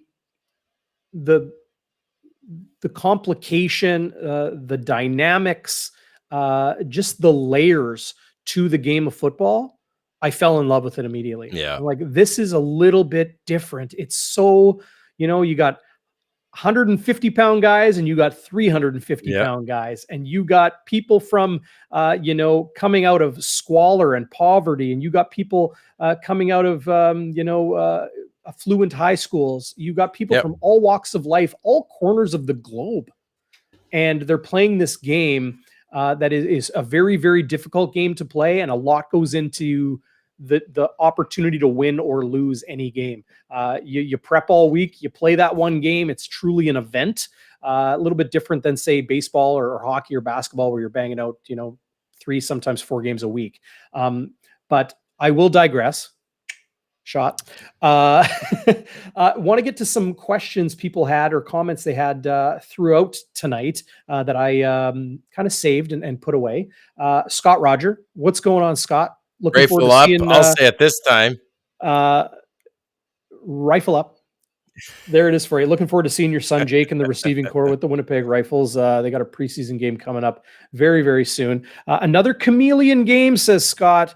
Look like them, the opponent, then beat them, and adds patience, patience, patience, wait out the tough times, and then take it home. I think that was really bang on of how the Blue Bombers played tonight, and really kind of the I don't know, it's kind of like that trademark stamp they've put on every game this year. They kind of, I'm not going to say they toy with their opponent, but they play at that level, feel them out, and then they take advantage. It's like they pounce when they need to, and it's really been something to watch this year. Yep. This comment from Larry Ward, that Oliveira catch was something else. Highlight of the night for me. Absolutely. Either that or the Gino Lewis catch that was challenged by Machocha. But yeah, the fact that it's a running back and it's glad they got that a call power back. Yes, I was surprised. I was like, oh, thank God they got them off the field. But then when you looked at it again, that was a sharp challenge by him. A guy that gets much maligned, Machocha, ever since the 2005 Grey Cup, where I think he prematurely celebrated. Got the he had the telescope, whatever it is, the headset was all wired, jumping around, and no, you haven't won yet. You guys still got to play here. Can you imagine if it was like a 13th man situation and they ended up losing? Oh goodness, if they end up losing that game. Yeah. Our good pal Friesen says Rose allowed basically nothing tonight, and the one time he was beat was the one time O'Shea should have challenged. I'm trying to think of that one. Exactly sure. because people were talking about the Dembski interception by Decoy. Yeah. As something they should have challenged, but I'm not exactly either way. Winston Rose, Bob Irving tweeted tonight that Winston Rose played his best game of the season, and Well, that's that hard to means disagree something. with. Yeah, Bob That's hard says to it. disagree with. Barflies, frequent in the live chat here on Bonfire Sports. What if the Blue Bombers were still practicing in pads during this stretch? Well, guess what? The Blue Bombers were practicing in pads before that game in Calgary. Oh, were So they? yeah, that was, one game down, going into the second of 3 straight on the road. That was 7 games in the books with no bye, and they knew Calgary was going to be a physical battle. Every time you want to win in Calgary, you're going to have to out physical the other team. They practiced in pads. It was about half a practice, some of the guys took them off, the quarterbacks leave them on to kind of get used to throwing with them, that sort of thing. But they're practicing in pads. It says something, to prepare a team to play hard, even if the road to get there has been a tough one. Well, the road has been on an incline. And the other thing I want to say, Darren, about Rose is not only did he beat Gino Lewis covering him, he beat Gino Lewis covering him as a quarterback. You saw that double pass, right? Where they threw back to Gino Lewis and he threw a bomb that was pretty accurate. And Rose was right on that one too. Like, I can't imagine how hard that is as a DB to not only cover the quarterback, but then to cover a double pass where you don't know where it's going. Just another reason Rose was amazing tonight. You've got here, freeze it again here, 6-0 on the road, and they only have 3 road games left, and a few of those are late in the season. That's right? crazy, Like, how perfect is this set up for a Bombers? Someone asked about unbeaten, and the only team to ever go unbeaten was the 1948 Calgary Stampeders. They were 12-0, and then they went 2-0-1 in the playoffs when they had the on aggregate, the aggregate Grey Cup. Yes. So that's 1948. So that's a good omen because that's my lucky. That's the time my dad's birth year, my 48 jersey. So I don't know. I think it's a different. Very interesting. It's a different era now. I think teams are much smarter about resting players. Although you don't want to. It is a different era for players sure. Too much, but anyway, I'll let you go here on some of more of your comments here. Yeah, I wanted to pull up this one comment by Mac Carr, who's watching live on YouTube. Thanks for joining us, Mac. Appreciate it. Football is like proper war campaign. You prepare, you strategize, you roll out your troops, you train them. Not maybe the most family friendly metaphor, but probably one that is bang on. 6-0 on the road. The Blue Bombers still have 3 games, as you mentioned. It's crazy. Labor Day in Saskatchewan, of course, the week before the Banjo Bowl. After the Banjo Bowl, they go to Hamilton. Then they have their second bye of the season, and then it's home game at BC in mid-October, and that's going to be a very, very big game, week 19 of the season at BC. They just play BC twice, they do play them 3 times, but that will be game 2 of 3 in BC. Then Winnipeg has a bye, and then the final game of the season at IG Field against BC. That could easily decide the division. People forget the Lions have 1 loss. That's true. Winnipeg's not out of the woods. It could very well come down to it. So as you mentioned, it's a different, era and the rest and resting players and all of that. Winnipeg could very well need to win their final 2 games of the season. That's a distinct possibility. Yeah. So, do you, and also, even if they don't have to win, do you really want BC beating up on you 2 games in a row, and then you got to face them in the playoffs? Right. There's a little bit of mind game that goes into that as well. Speaking of streaks, Waiter's mentioning that it's 3 straight days for Bonfire Sports. I'll have to restock the firewood next week. I'm having to restock some other things, not so much the firewood, but yeah, absolutely. Well, hey, we got good fire starters here in the live chat helping stoke the fire. But we don't want to burn the marshmallows either, Darren. You do deserve some rest. Jeff mentioning westward wide to the right, the damn horn, which seemed to have a mic attached to it. Yeah, we talked at length about that tonight. Here's a question from Transcona Poly. Does Mike O'Shea get an NFL or an NCAA gig? Short answer. No. Yet. Possible? Sure. I wouldn't rule it out. He wouldn't take an it. offer. I can't see it happening. But it's a decent question because, if he's that good a leader of men and that good a coach, sure. I mean, you see that sometimes that coaches go down there, but he's just so Canadian in and out, right? Like I just can't see him. Which on NFL that wavelength, Jeremy Hernandez, which NFL team can the 2022 Blue Bombers beat? These are such hypotheticals that they're entertaining to entertain, Yeah. But yeah, I don't know. I bet you they could beat a lot of teams. Like, what do you do? I know when the Winnipeg Rifles play preseason exhibitions against American NCAA teams, they'll come up to Winnipeg or they'll go down to Minnesota or North Dakota, and they'll play a hybrid game where it's Canadian rules in the first half, American rules in the second half. Is it the best football? It's a little weird because often even the referees get confused. They'll be like, how many downs are there?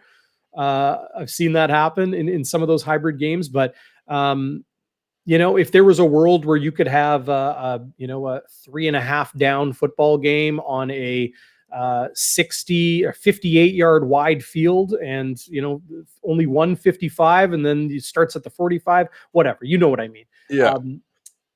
Could the Blue Bombers in a vacuum beat NFL teams? I think so.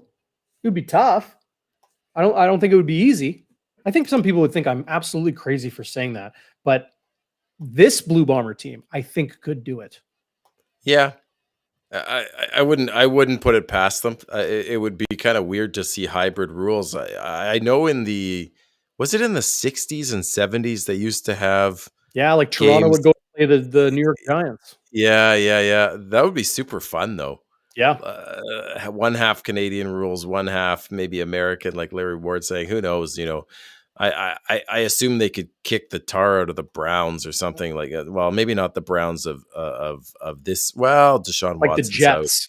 The Jets or some of the garbage Lions, some of the garbage teams in the NFL. But who knows, man? I think Mike O'Shea is a cross between Bill Belichick and Phil Jackson. Phil Jackson had the Zen thing going on. I think there's a Zen of Mike O'Shea, one game at a time, one play at a time, doesn't like to get into hyperbole. And then he's got the Bill Belichick, he's always looking for that edge, right? I asked Mike O'Shea this week, I said, who, anybody in, anybody out, any injury news? Because you only had one practice this week and it was closed. The CFL mandated injury report will be released later today. I said, hey, appreciate it, Mike. Thank you. Well, I think, didn't you say I'll wait on bated breath? I wait with bated breath. Joke. Yeah. It's, we have fun at this point because I thought that was great, man. I have to ask, but I also know what the answer is going to be. Oh, for sure. But I will keep asking. Asking. But the team could go undefeated. I don't think the Bombers would ever tank for any reason.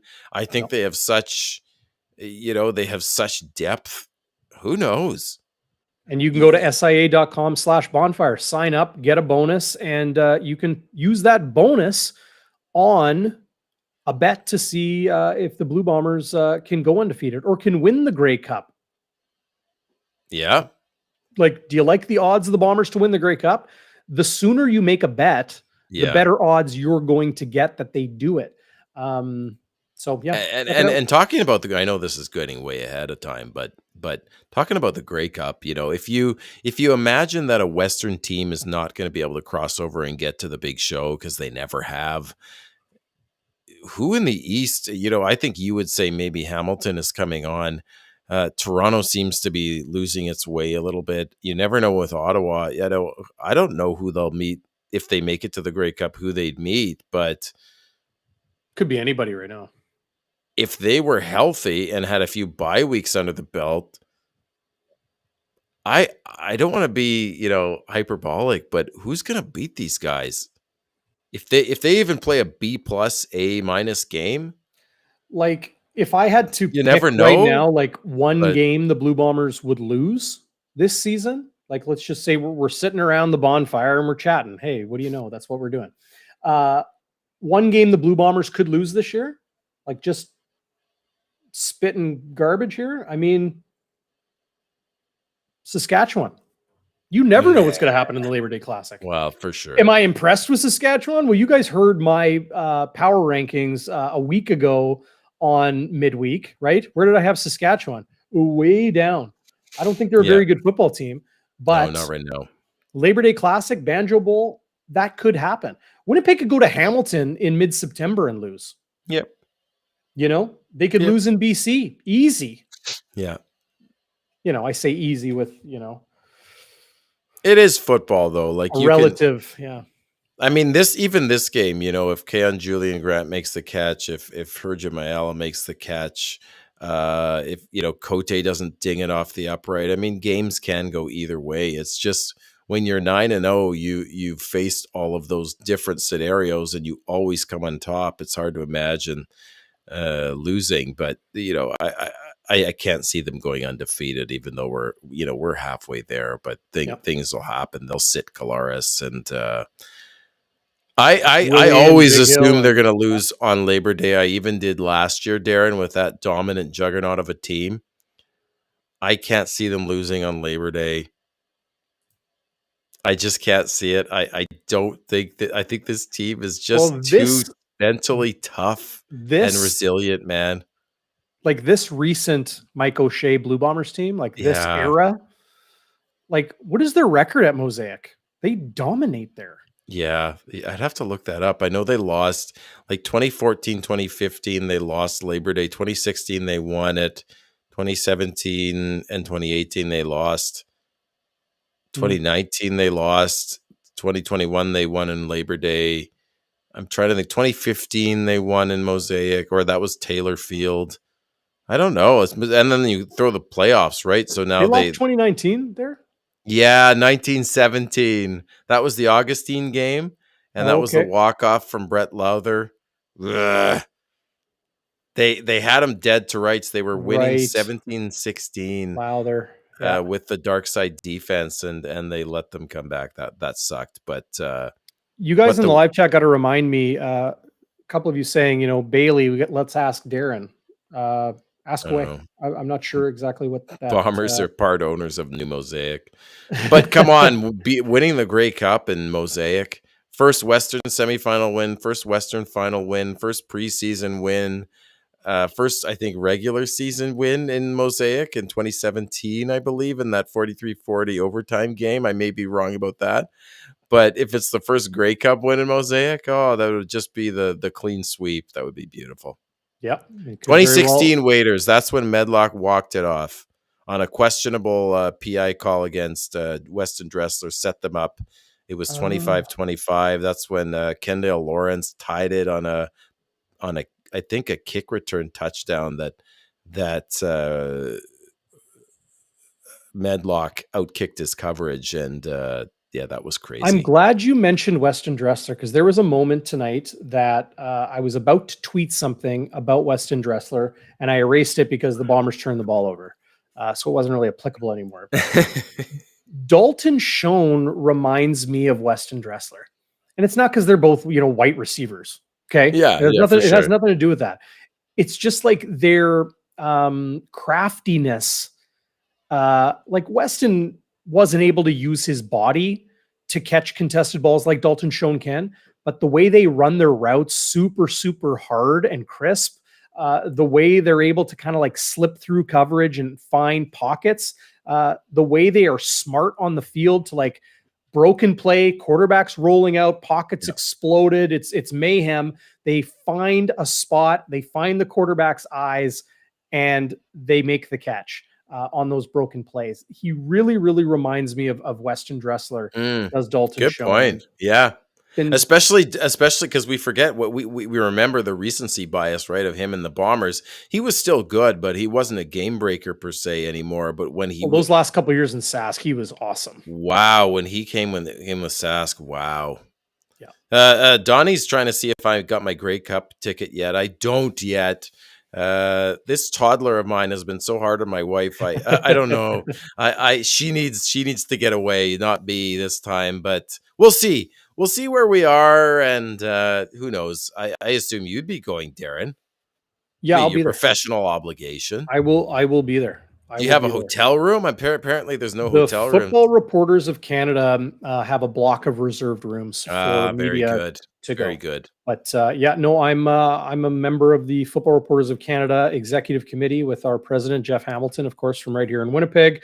Tim Baines out of Ottawa, Jamie Nye out of Regina. That is the executive. And yeah, we will be in Awesome, Regina buddy. for Grey Cup week. Bonfire Sports will be there, as we always are. Our good friend Neil Bosclair asked quite a bit earlier. Hey, Neil. Hey, buddy. How are you? Darren, what is a misconduct? Because there was that one play where a misconduct penalty happened tonight. It can be a variety of things. Beverette, right? It was on Beverette.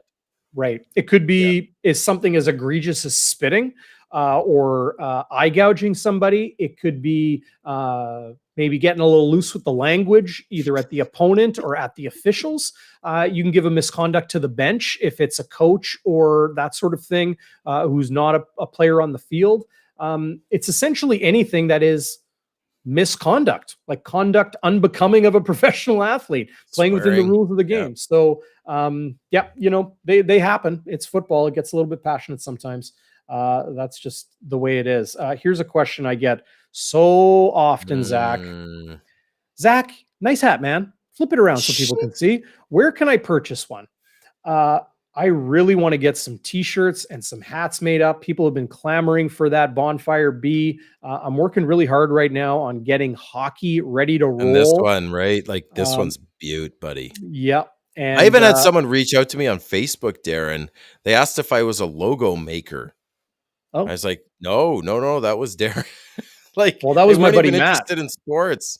That was my buddy Matt. Right. So like, I think what we should do, Darren, is we should maybe next year have an official spot in the tailgate, and we'll be selling some merchandise and getting some hot takes.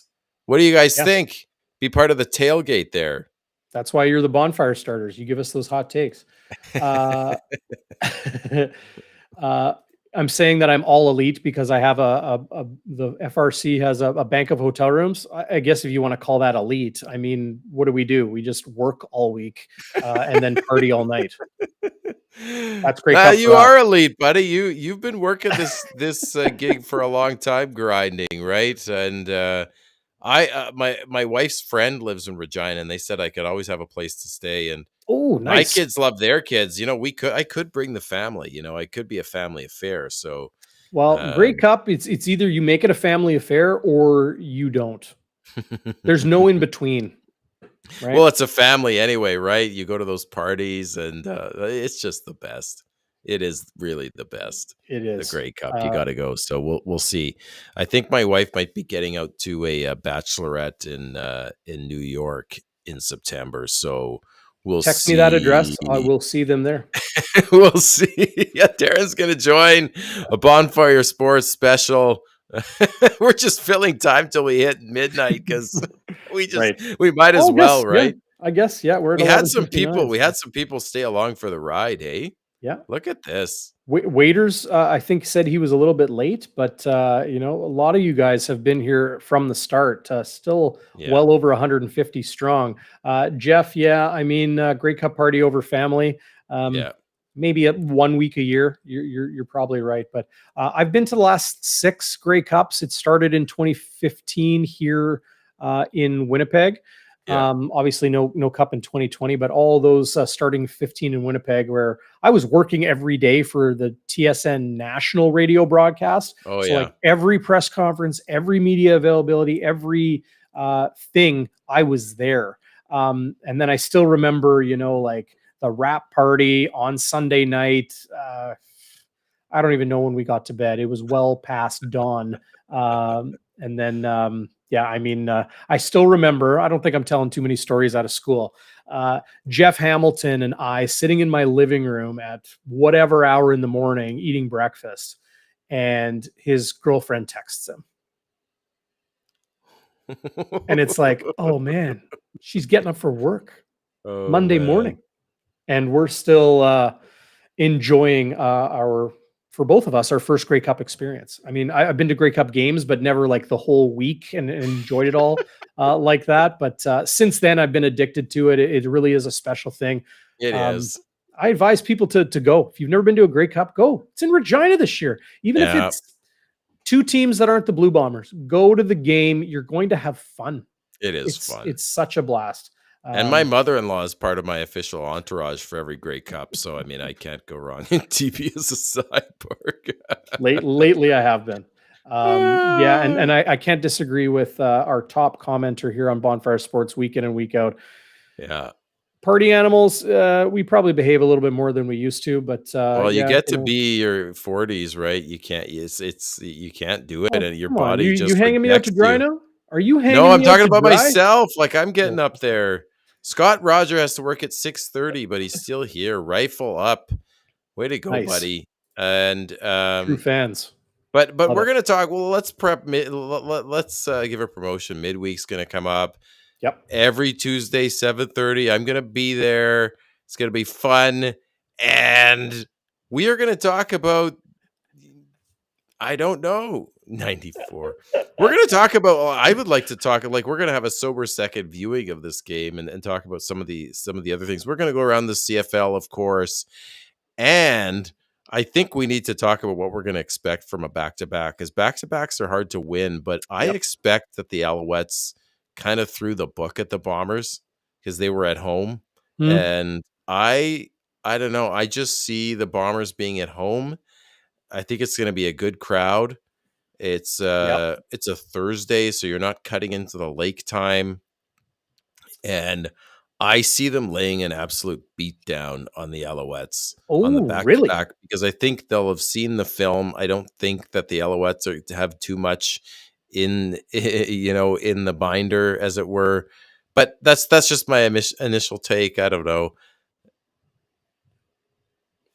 We'll see. We'll talk about it. Well, you're going to go to SIA.com/bonfire on Tuesday when the lines come out, maybe even Monday, and try to jump on an early line if you think the Bombers are going to just absolutely wallop the Alouettes. I think they come out as 6.5 point, 7 point favorites would be my guess, but and I would take that, but I don't know.